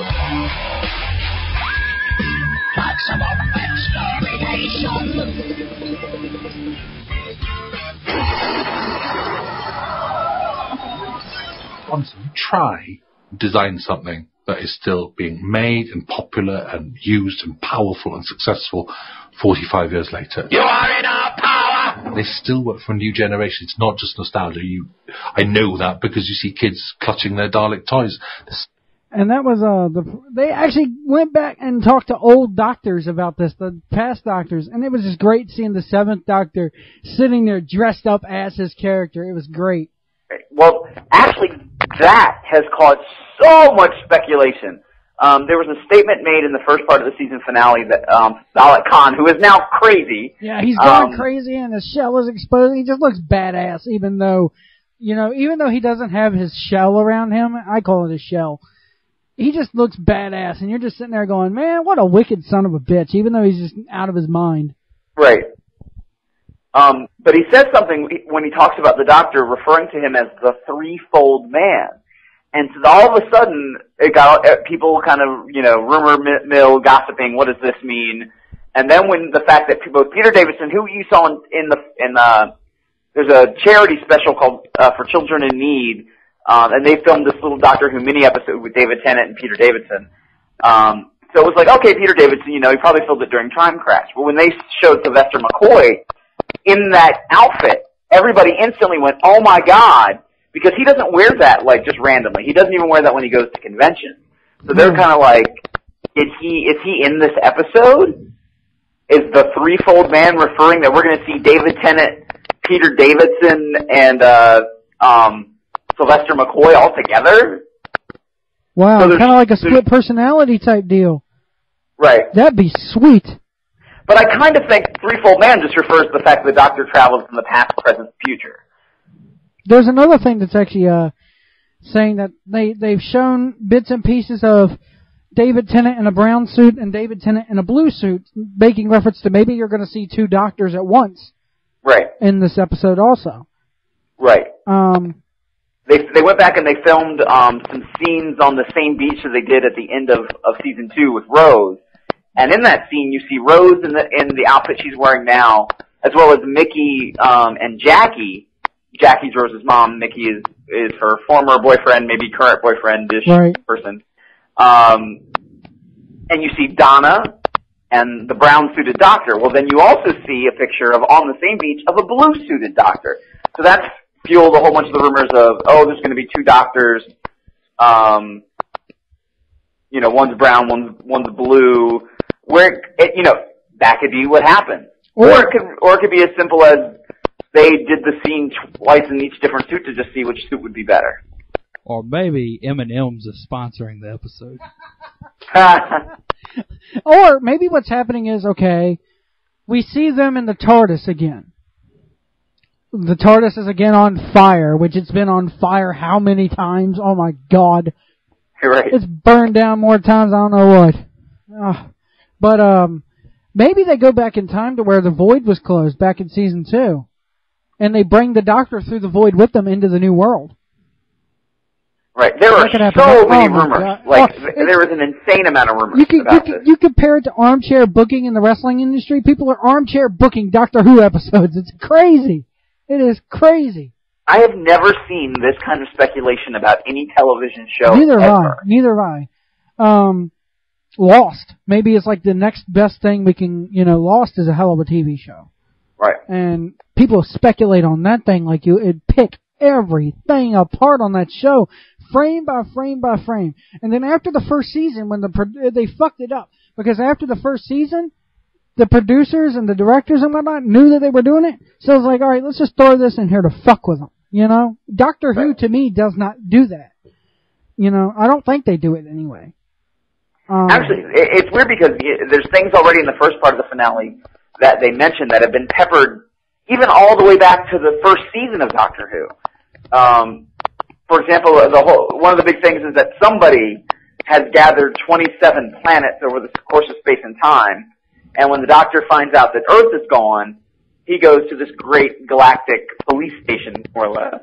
And they're like 24 planets have gone missing, and he looks at the schematic and he's like, there's just something wrong, like there's something else. And Donna says, well, what about Pyrovilia? And they did an episode where they had gone back in time to Pompeii, and the volcano at Pompeii blew up. And during that, it was because there were these aliens called Pyrovilians. Pyrovilians, I think is what they were called. And their planet had gone missing. So Donna brings that up, and the person in charge says, well, that can't be relevant. That happened like 2,000 or 3,000 years ago. And the Doctor goes, wait a minute. Somebody's been taking planets out of space and time. So you find out as they mention all these planets have been taken. Some of these planets reference back even to episodes in the original series that had gone missing. Yeah, they go back and mention a couple planets that have been mentioned during the current series, and several planets that have been mentioned this current season that had gone missing. What is with that? I'm sorry, she's a bitch to me. What is with that bitch at the Shadow Proclamation? She's like, come back. It don't make no sense. You're going to lead us. You're going to fight for us, but you got to stay here.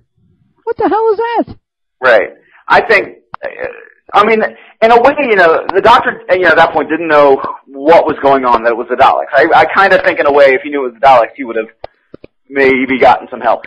But at the same time, I think, he was more focused on finding the Earth.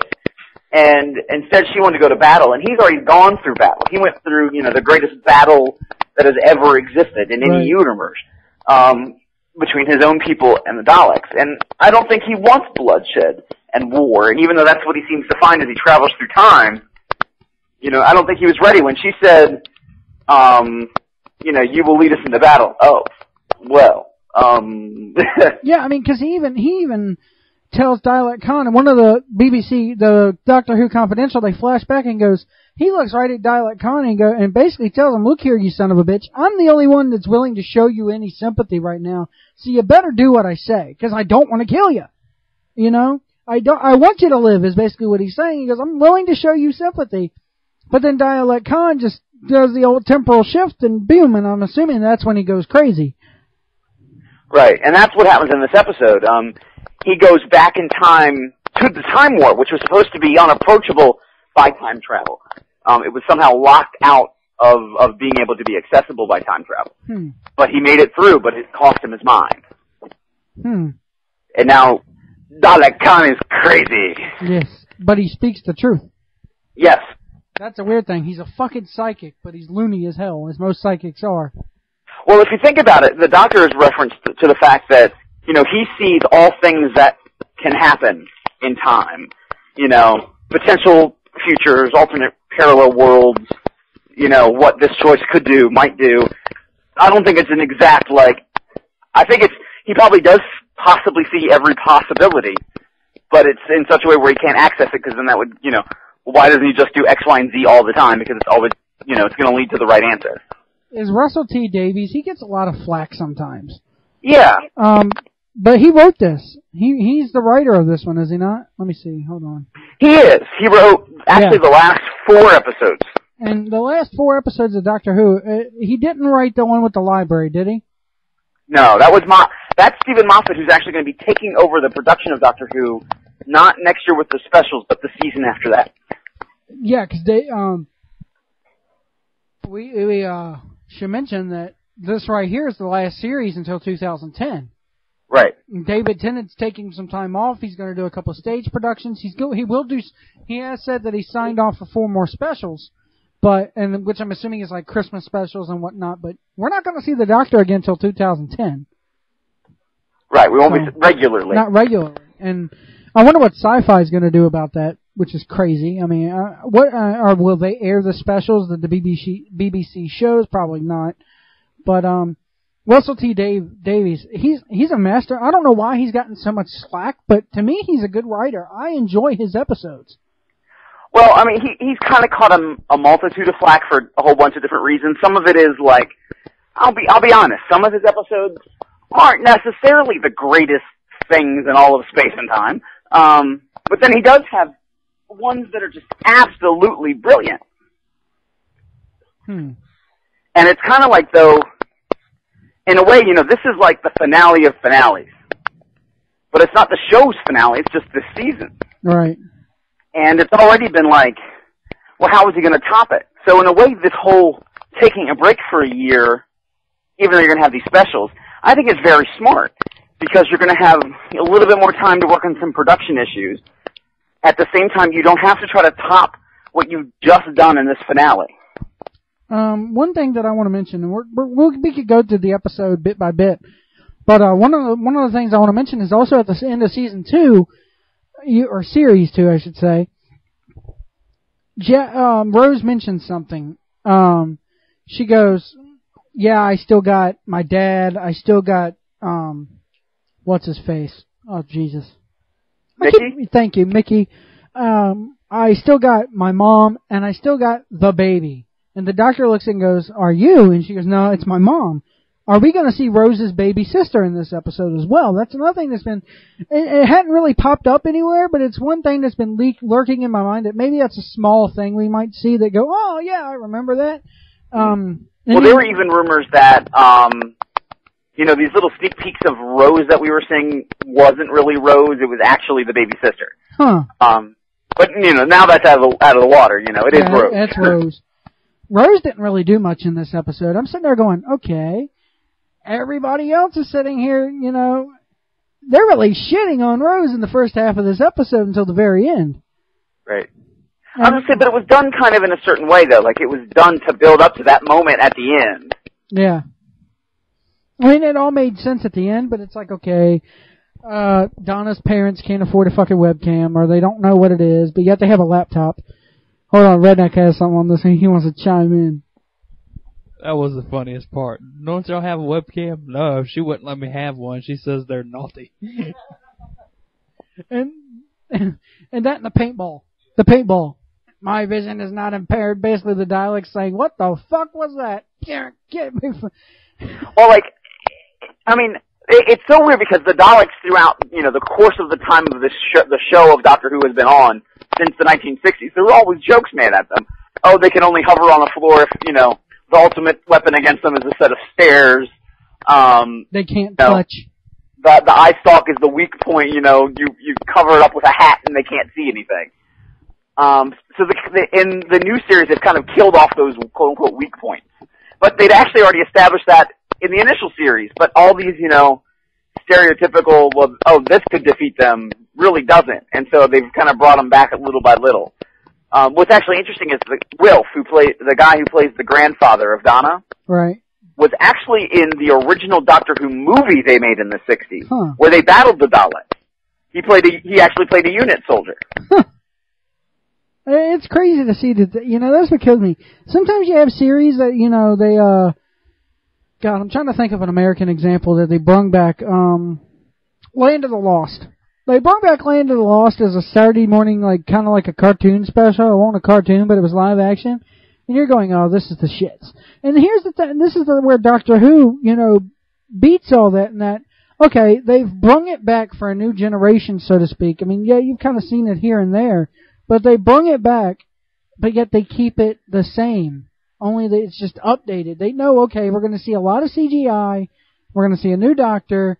We're going to see updated dialects. We're going to see updated Cybermen. But it's the same series. It really isn't like we really ever left off. It's kind of like, It just kept going. I hate to compare it like this, because a lot of people say that the episodes 1, 2, and 3 were so bad. Well, episode 1 was the shits. But Star Wars, you can literally sit down, and even though there's a gap between episode 3 and 4, you can sit there and watch episodes 1, 2, 3, 4, 5, and 6, sit down, make a day of it, watch them in a row, and go, wow, that's a great story. And Doctor Who does the same thing. It's just a broader time span, and I think they do it better, if that makes any sense. I think so. But that was actually when Russell T Davies is very good at kind of obscuring your vision a little bit, because you don't really know where he's going until kind of you get there, and it's like all along then you realize, oh, wait a minute, all these things now add up and make sense as to why this, that, and this, that happened. I did have a point kind of with that, and I just lost it. Well, I would say even with this finale, there's an interview in that episode of Confidential that he gives where he's like, of course the show will go on with David Tennant and Catherine Tate, but you know what? I don't know what happens in the finale next. Huh. Anything could happen next. And you wrote the series! I'm reading here on Wikipedia, the two-parter took approximately a month in early 2008 to film. The first scene filmed for the episode was the Dalek invasion of Torchwood, and the last scene filmed was Sarah's encounter with the Daleks. The Doctor and Rose's reunion was filmed in front of 200 people. The scene involving the 3 Daleks in the command center of the Crucible, thank you. I've been wondering for days how to pronounce that. Crucible. No. Davros' flagship had to be shot twice. Director Jeremy Harper was displeased with the shot of the Daleks turning a corner into the room. He refilmed the scene of the Daleks convening around a control panel. 200 people? 200 people! Basically what happened, again, this is such a popular show that when anybody caught wind that Doctor Who was around, or David Tennant, or whoever, the whole neighborhood shows up. And, they're blocked off, they're taped off. But that happens to a lot of movies, too, so it isn't unique that there's that big of a crowd.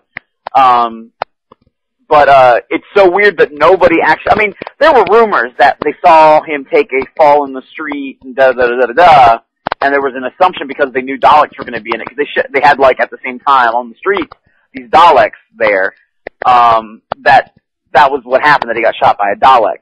But no one really said it, because no one really believes David Tennant's going to die at the end of this series. I don't know whether he's going to die, but if he doesn't die here, somewhere, I don't even know. I hope he continues on with the show past the 4 series that he signed on for.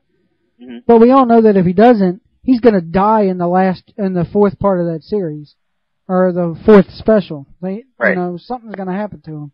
They got to get rid of him there, The tabloids in England are saying that BBC has offered him a $1.3 million contract if he stays on for season 5 of Doctor Who. The odd thing to that, though, that I don't necessarily know if I want to believe, is that, and this is going to be bad, because David Tennant is amazing. He's been a terrific Doctor. He's a terrific actor in general. he replaced Christopher Eccleston because Christopher Eccleston's price tag was too high, and they thought they could cut the budget by going with an actor who wasn't as expensive as David Tennant. And now he's a tremendous superstar, and he makes BBC lots of money. And so I don't know if they would really offer him that kind of contract. But apparently it's a $1.3 million contract for the episodes of Doctor Who, plus we'll give you a couple other things. I don't know, maybe the people, and I don't know what it is, because I've actually watched a couple episodes with Christopher Eccleston. I can't get into him as much as I can get into David Tennant. David Tennant just grabs me. He's more comical, but he could go from having a laugh 1 minute to being serious and saying, look, do what I say the next. And Christopher Eccleston, to me, I just don't think he doesn't play it as well as David Tennant does. And I think the fans are realizing that.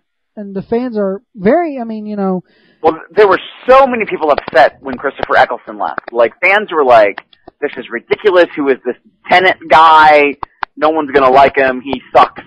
We miss Eccleston. He's the one who brought it back for us.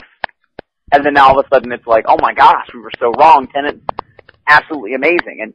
And even through the history of the show where they've replaced the doctors with a new actor, every time that's happened, there's always a little bit of an uproar as to, oh my gosh, you're changing it. Why are you changing it? This person's great. For the most part. I think there was one exception to that.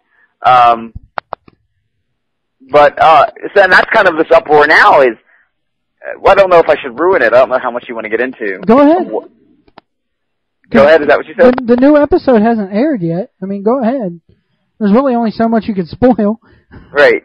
Well, at the very end of this episode, of the last episode, he gets shot by a Dalek. Just as him and Rose are about to reunite. Right. What's interesting is there's a magazine website called Digital Spy that often puts up like I won't say so much rumors, but just like they put up 13 things that are going to happen on this coming episode, and 3 of them are false. Huh. So that way they're not directly spoiling anything, and it's always kind of vague references anyway. Right. Well, when BBC sent out the preview DVDs for people to watch, they cut it off just as they start doing the slow motion run with the Doctor and Rose about to get together. Yeah. They didn't show. They did the same in Series 2 as well. They cut it off. Right. So, everybody, Digital Spy especially was really mad that they didn't get to see that this regeneration was happening. But then again, they would have teased it, and I think too many people would have gotten on it. So it ends with the Doctor dying. Yeah. But is he dying? And that's kind of the question. He is regenerating, but we see all these other pictures of David Tennant as the Doctor. So it's fired speculation of there's going to be 2 Doctors. There's something that has to do with the hand that's been cut off that's still in the TARDIS. There's been some talk of the Osterhagen key that Martha has. Does that come into play? Does there actually a regeneration? Does that actually reoccur or occur? And then they end up going back in time, so it never really happens, and he doesn't regenerate.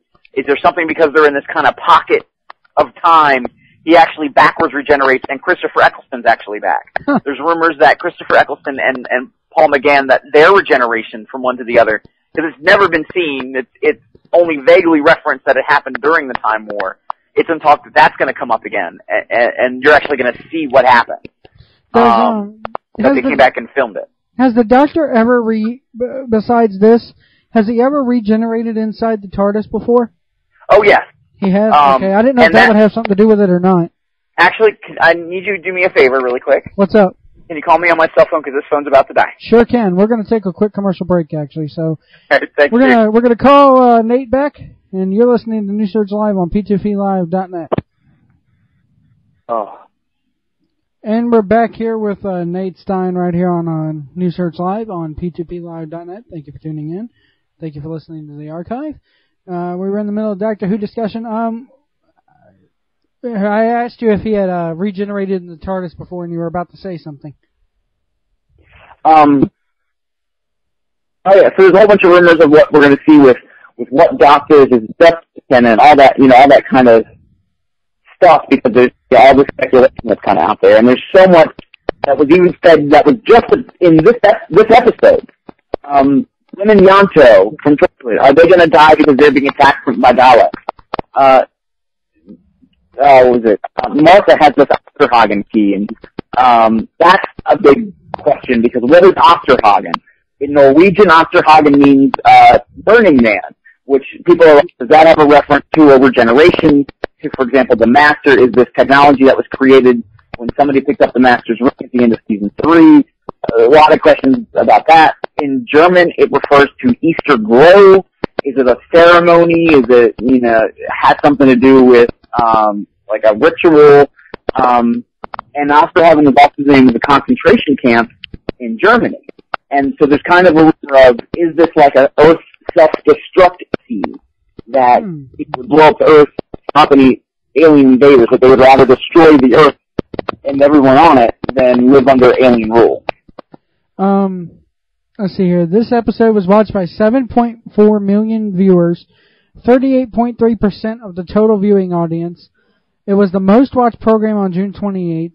It was the 8th most watched program in the week beginning June 23rd, behind several televised Euro 2008 matches and episodes of Coronation Street and EastEnders.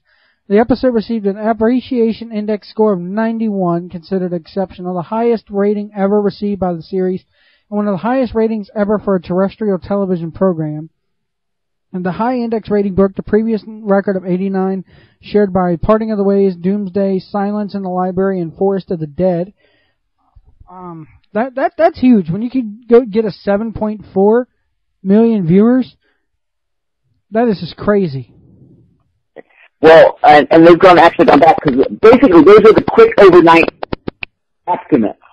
And then about a week back later, you get the actual number. So they actually just released today what turned left was, which was the episode before all this.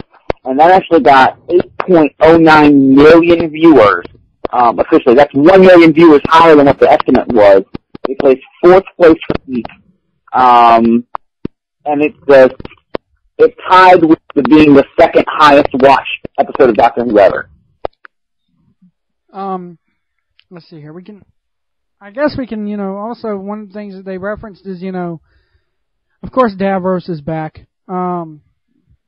We've seen pictures of David Tennant. I've seen pictures of David Tennant and Rose standing next to a Dalek. I don't know if that's really a true image or not. It was on a Gallifrey.blogspot, whatever it is. I don't know. I thought that was Captain Jack and Rose. Hold on, let me see. Let me see here. Yeah, it's Captain Jack. I just couldn't recognize it with the coat. Let me ask you a question about Torchwood real quick, because Torchwood's kind of evolved. You see it at the end of season 2, and it's this massive, gimmick of a place. And now you see it here in season 4, and it's really, really small. How has it evolved? Because I haven't kept up with Torchwood at all. I don't watch the series at all. Basically, what happens in Torchwood is, in their season finale, 2 of their characters died. Tosh and Owen. And they kind of reference that right before the Daleks invade Torchwood, with Gwen saying, I'm going to go out fighting just like Tosh, just like Owen. And they died in such a way, Tosh is dead. There's no way denying. Tosh is dead. Owen's character had actually died early in the season, and they did something where he came back to life and then he just couldn't die. Right. So there's a question of if he's really dead or not, but he's stuck basically in a power plant meltdown, and he's stuck in the reaction chamber. Because, it's automatically locked down for 50,000 years while the radiation subsides or something like that. Right. So how does it go from being this ginormous place to being like this little room? Say it again? How does it go from being like this gigantic place at the end of season 2 to just one little room? Basically, Torchwood had 4 different locations. And this is the location that's in a town called Cardiff. And the reason it's in Cardiff, well, production-wise, why it's in Cardiff is that's where Doctor Who and them are already actually filmed. So they didn't have to lie and say, oh, this is London. In the show's story that they'd actually established in Doctor Who was that there's a rift through space and time that goes through Cardiff that the Doctor sometimes uses to refuel the TARDIS. And things keep kind of falling through the rift or using the rift to travel to Earth, and so they're kind of there to monitor the rift. They had Torchwood, Cardiff had actually separated from Torchwood London because the staff of the Cardiff group years and years ago decided that London was going in a direction they didn't want to go into. That they were going into like the research and the development side of things. There was another branch in Scotland, and there was another branch they never really said where it was out of, but that it had disappeared. Oh. So there were 4 branches of Torchwood. Yeah, there were 4 branches of Torchwood, and this one specifically is in Cardiff and deals with kind of things that come through the rift, crime, technology. Right. Yeah, and now with the main Torchwood gone, and I think they said Torchwood 3 is the one in Scotland, and it's run by an odd little man, quote unquote. That they're really kind of the deal when it comes to Torchwood now. The Sarah Jane Adventures, I didn't even know that they even aired on Sci-Fi until I looked at the Sci-Fi website. They air on there, I think it's Friday or Saturday nights. Right before Doctor Who, they aired on Fridays at 8 p.m. I'm not sure if they actually repeat them or not. They've already come through her season. We know that she does not die at the beginning of this episode because we've seen from the preview episodes that she's taken by the Daleks to their ship. I don't even know if the Daleks even know who she is, even though she met the creator. She was there for the creation of the Daleks. So, we don't even know we know that she doesn't die and that she's one step closer to being with the Doctor when they beam her up into the ship. Or if it's even a ship. Let's see. Let's see here. One other thing I wanted to look at. In this, shoot. Where was I going to go with this? The, Project Indigo. I wonder if that's going to have any implications on this episode other than it just being just a little rinky-dink little device. Well, I think they'll actually use it again in the next episode, but I don't know to what extent. I know that there's a script extract. Where it came from, I'll never know. I don't know. Well, the one you see on Planet Gallifrey actually is from the BBC site, but that particular piece of it you can only access if you're a UK viewer. So basically, Planet Gallifrey reprinted it from the BBC. It's crazy how the internet works sometimes, because if you could go over to BBC's website and watch whole episodes of it, but I can't because I'm in America. It just sucks. Right. There's a lot of conflicts when it comes to, television and viewing rights and all that stuff. And really, actually, the station that has the first viewing rights in North America is the Canadian Broadcasting Company. And then after that is Sci-Fi. And I think this year they actually worked a little bit of a deal, because Sci-Fi is actually airing them first. I think the Canadian one either has just started or hasn't even started yet, which is the first time that's happened.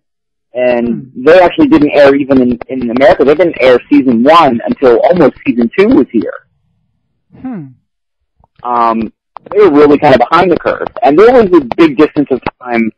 I mean, they did the Christmas special, but they basically aired season 1, I think, aired in the United Kingdom in the fall of 2005, and the Christmas special wasn't then until the Christmas of 2006. Right. There has already been year-long breaks. Davros is back. We actually get to see a little bit of Davros' body in this one, which is really creepy looking.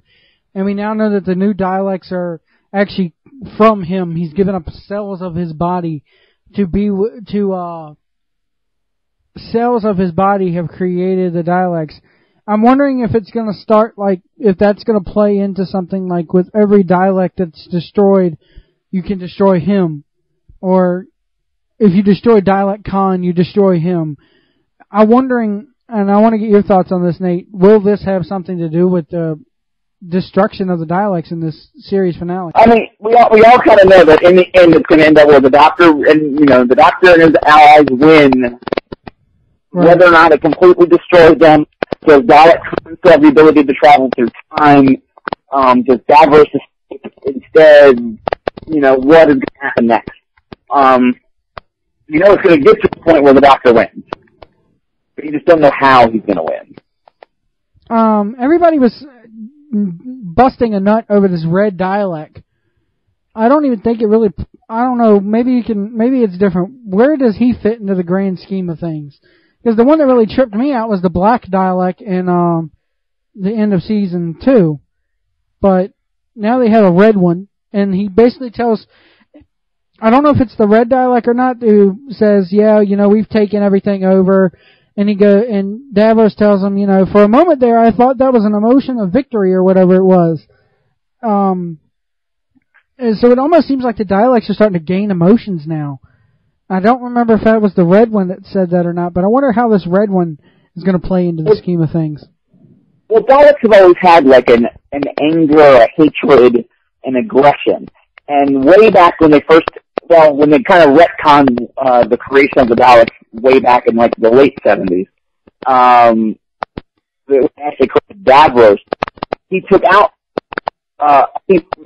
basically, the doctor tried to convince them to put back in their emotions so they can make judgment calls for right and wrong.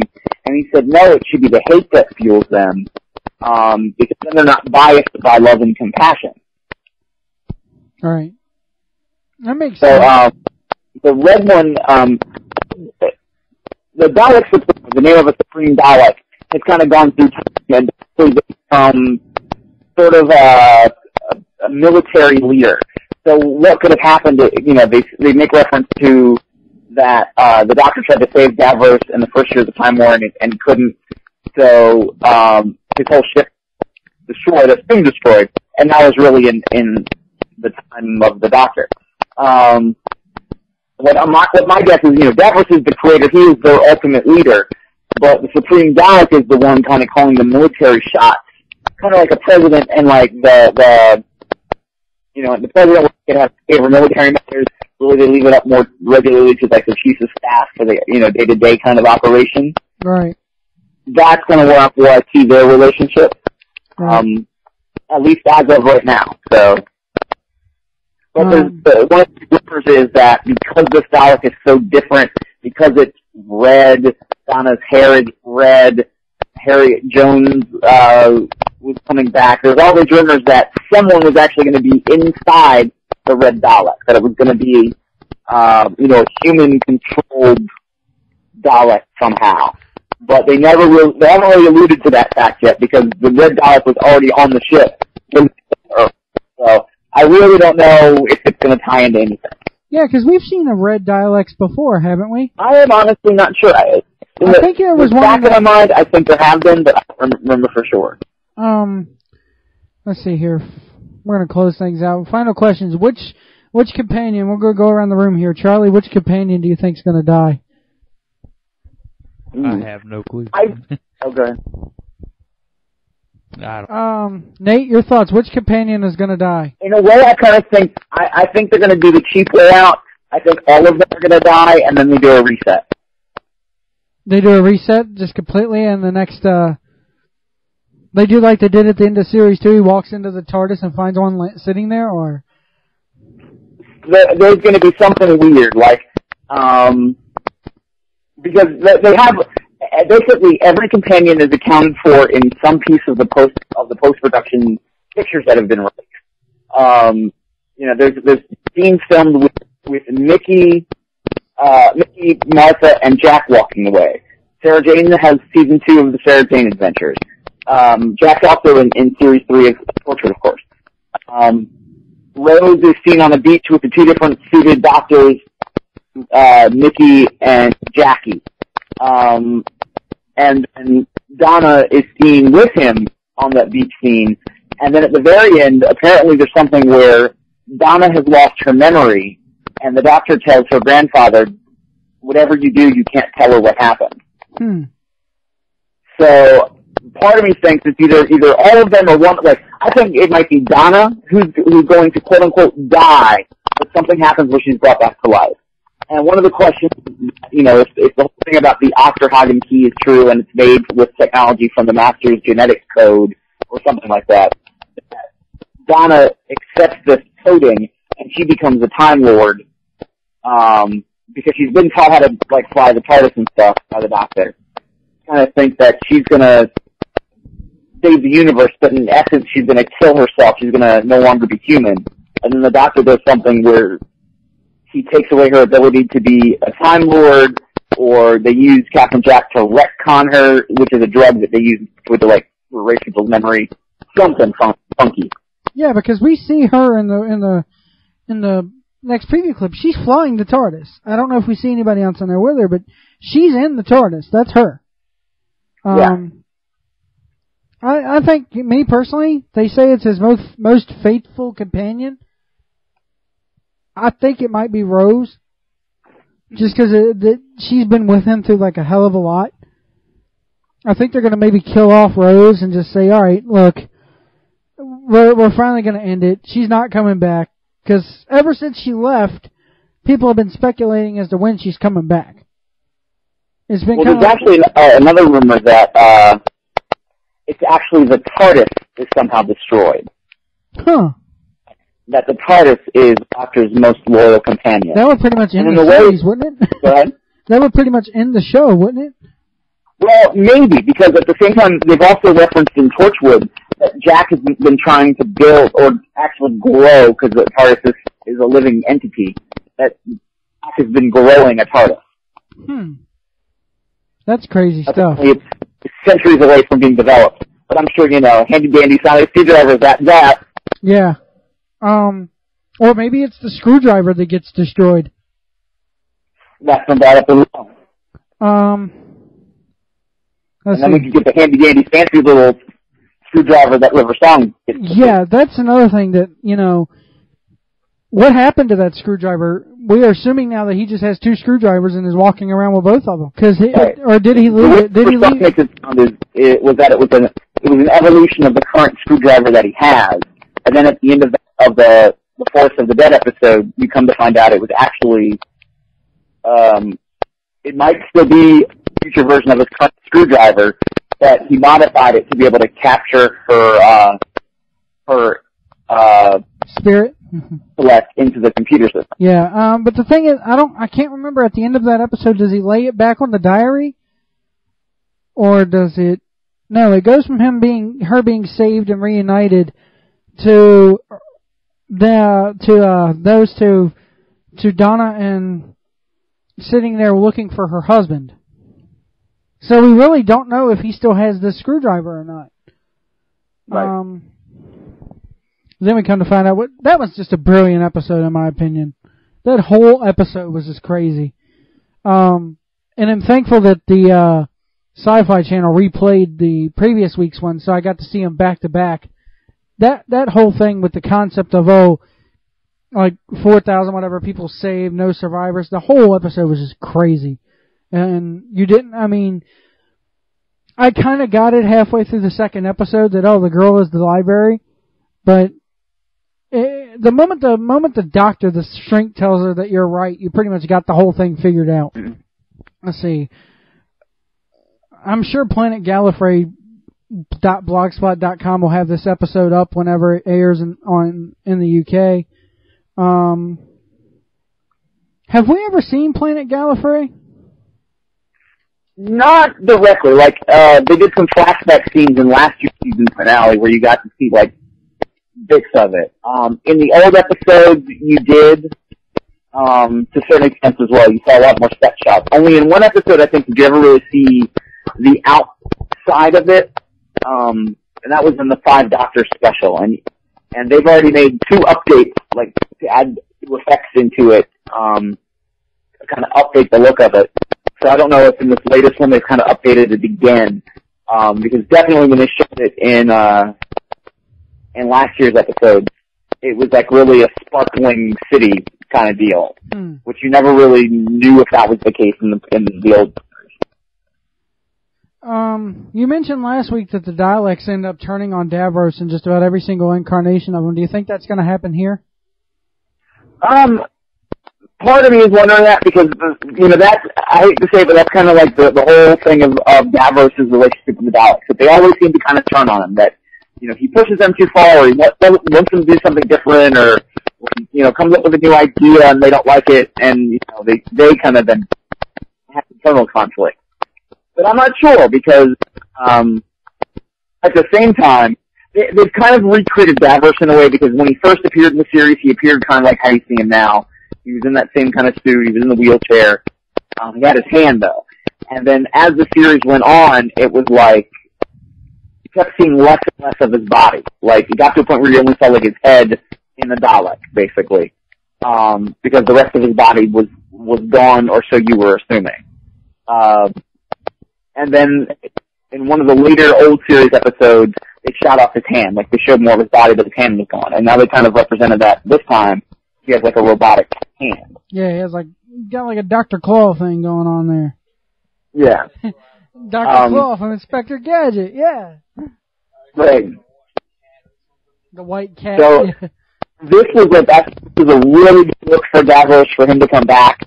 I just think this one makes him look evil, not goofy. You know, he was a genetic engineer, possibly cloned himself a new body as best as he could. Let's see. I'm trying to get to the BBC's website to see if they have anything new. I doubt it.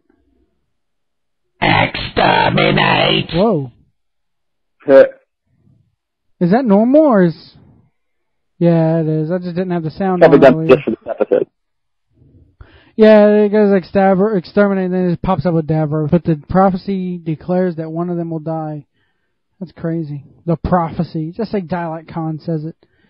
Yeah, they got this red Dalek popping up like it's like something big, because he's like up on a pedestal. Oh, that was another thing. Harriet Jones died in this episode. That was big. Harriet Jones, former Prime Minister. We know who you are, die. The way they killed her off to me was just like funny, because that was her gag all along, is she's sitting there flashing that damn badge around. And it was like, yeah, we know who you are already. You're fucking annoying. Right. But she's the whole reason how the Doctor made it to the Earth to begin with. I don't know how the alignment of these planets is going to affect things, but it's going to be interesting to see. Final thoughts from you, Nate, on this newest episode that's probably airing in about 2 days. Again, you know, they're going to find a way to save all of reality, so, you know, things are fixed and put back. They should, quote unquote, should be. I think it's going to be David Tennant. I don't really know if there's going to be two of them. At the very least, I really do think they're not going to kill a companion. For a while, until I caught wind that Martha was seen in the filming of, you know, her, Mickey, and Jack kind of walking away, I thought she was the one that was going to die, because I think they kind of have dumbed down her character, which I hate. I think bringing her back the way they did this episode, like, I felt a little stronger about her, but even still, I don't feel that she's as strong as she was. They announced this today. As a part of the Pride London 08 at Central London celebrations, the Doctor Who team have arranged for a special screening of Journey's End at 7 p.m. in Trafalgar Square. The special episode will be introduced by Martha Jones herself, Freema Agyeman, just so long as Project Indigo gets her there safely. Ha ha. Events are due to commence at 2 p.m. and the following enormous Pride London parade. The times and lineups are subject to change. Blah, blah, blah. Apparently, this is a version of Independence Day. Looks like. I wonder if I can play the game. That looks you can what? They have games on here, like Join the Preachers in their War Against the Cybermen. Then they have like The Last Dialect and then K9. I wonder, man, why didn't they bring back K9? He was cool. Well, they're going to talk about that, and there's rumors that he might be back, but he's actually owned by another entity, and they're actually getting ready to come out with a K9 series. It's a cartoon CGI series. Right now, the television network has bought the airing it is an Australian company. Please don't tell me we're going to get the Adventures of Ren 1010. Well, this is the weird thing. In the 80s, like right after Sarah Jane left Doctor Who, there was a little bit of an uproar because she was a very popular companion, and they wanted to do K9 and Company, which was a spin-off show. It did one episode that was K9 and Sarah Jane, and it kind of fell apart. It never really came to fruition after they did the special. So they kind of recreated the series for present day and made it Sarah Jane Adventures and kind of minimized K9's role in it. Right. Well, I think that's going to pretty much end it for us tonight. Stay tuned to planetgallifrey.blogspot.com. I'm not sure how quick they are to update it, but I looked on there just by chance Saturday night, and it was there. By about midnight, it was there. Let's see. I mean, by our time, I think when it's 2 o'clock here, it's 7 o'clock there, and that's when Doctor Who airs. Yeah. Although it's actually 20 till 7. They're actually going longer than normal in this episode, too. Right. This episode's going to be 65 minutes long, and when it airs here in the States, Sci-Fi has announced that they will air the episode without edit, which will be the first one that is not edited in a long time, but it'll take up an hour and a half of television time here in the United States. I'm wondering if they're going to do an opening credits. Like, you always see them do like a teaser and then they do the opening credits. I wonder if they're going to like go ahead and do the regeneration first thing. Because it makes me wonder if they don't do the regeneration and then you see David Tennant in the credits. It's like, okay, we know what's going to happen. It's interesting. All right. Final thoughts, Redneck? Anything else for tonight? No? Nate, any final thoughts for this evening? Nothing else. I'm good. Alrighty.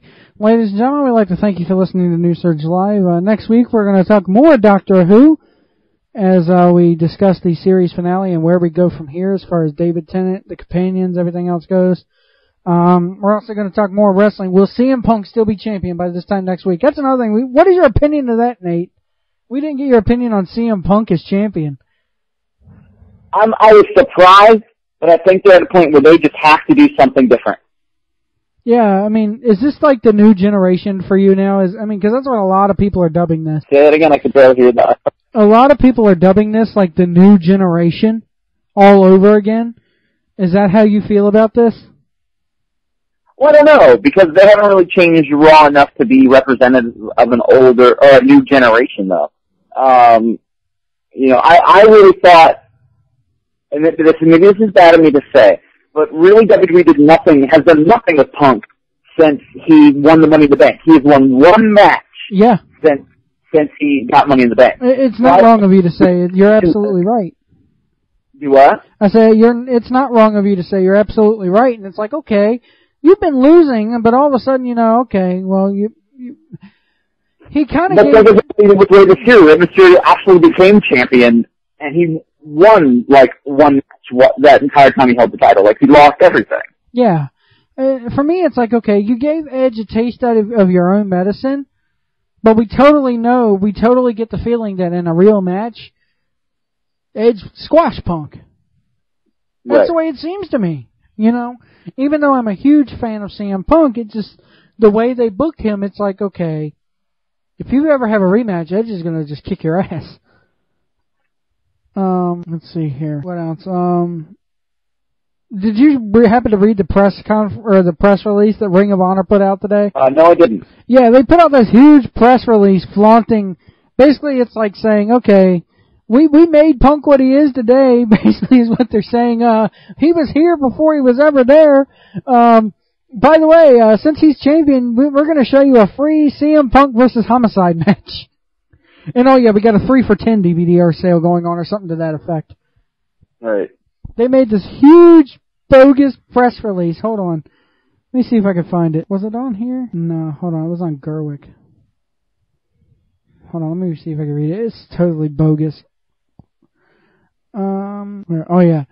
ROH press release on CM Punk. Here we go. PWG sells out. Wow, we got to click on that. I didn't know about that. Well, they've been doing all right. Human Tornado is still injured. Sucks. It says all this sales will be up and running noon today, 3rd. Find out how to watch a CM Punk versus highlight match, Homicide match at the end. New WWE World Heavyweight Champion CM Punk set the wrestling world on fire with his stunning victories over Edge and JBL Monday night. WWE fans might have been surprised, but Ring of Honor's faithful saw Punk's greatness before everyone else did. It's like basically like shilling themselves out. Oh man. I mean, but in some ways, when you read this, it's true. Basically stating the truth. Oh, then if you want a personal look at CM Punk, You gotta have the straight shooting with CM Punk and Samoa Joe, which I already have, and it's a very good DVD. Then they basically give you like a list of DVDs that Punk is in. I mean, it's good marketing, it's good business sense, and there's been plenty of places that have definitely done that with other talent. So let's see here. PWG, The Best of Pro Wrestling Guerrilla Volume 1 3-disc. Oh, that's what they mean by selling out. Okay. I thought it means sold out an event. Did you read where Trevor Murdoch got released? No! Yeah, Trevor Murdoch's released. That's surprising. Yeah, it is surprising. We read that right after we went on the air tonight. And Ashley Mazzara requested her release. So all I can, and I agree with whoever posted this. All I can say is good riddance. She has zero talent and only gets noticed because of her oversized implants. Truth hurts. Raw was up this week in the news. Hardy's thinking. What's up? But I wonder what Matt Hardy would be thinking. Yeah. Oh, we also got to wonder what what. It's weird because I saw something actually I saw it on several news sites. I don't know, you're in Ground Zero. Has Mickey James been by there recently? No, Mickey has not. Kenny has been. Okay. Mickey hasn't been because I'm sorry, it's pretty much once he gets scattered, it's pretty much confirmed for me. She's fucking John Cena. There's no doubt about it. That seems to be the rumor. Now, there's been no confirmation, and out of respect, no one wants to ask Kenny. No, I'm not. No one wants to ask him. They want to ask him. They're just not gonna. Right. I mean, that's a hard question to ask, and yeah, that's and at the same time, you want to see Mark if it's all the work. Yeah. All right. Well, we're gonna get off here for the night. Nate, stay on the phone because I think Charlie wanted to ask about something on the off air.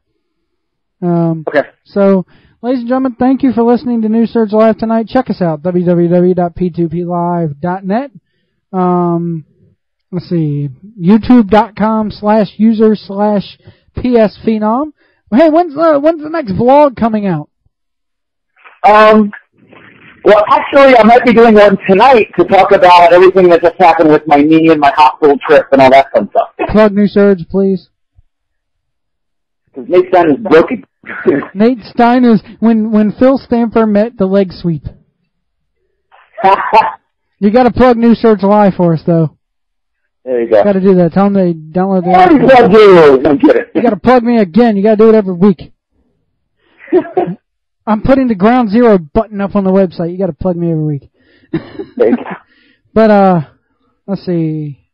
MySpace.com/P2PLiveNet is our official MySpace, and you can find Nate Stein's MySpace on there and the Redneck's MySpace, everything. Thank you for listening to us this evening, ladies and gentlemen. For Nate Stein, for the Raging Redneck Charlie Roth, we're out of here.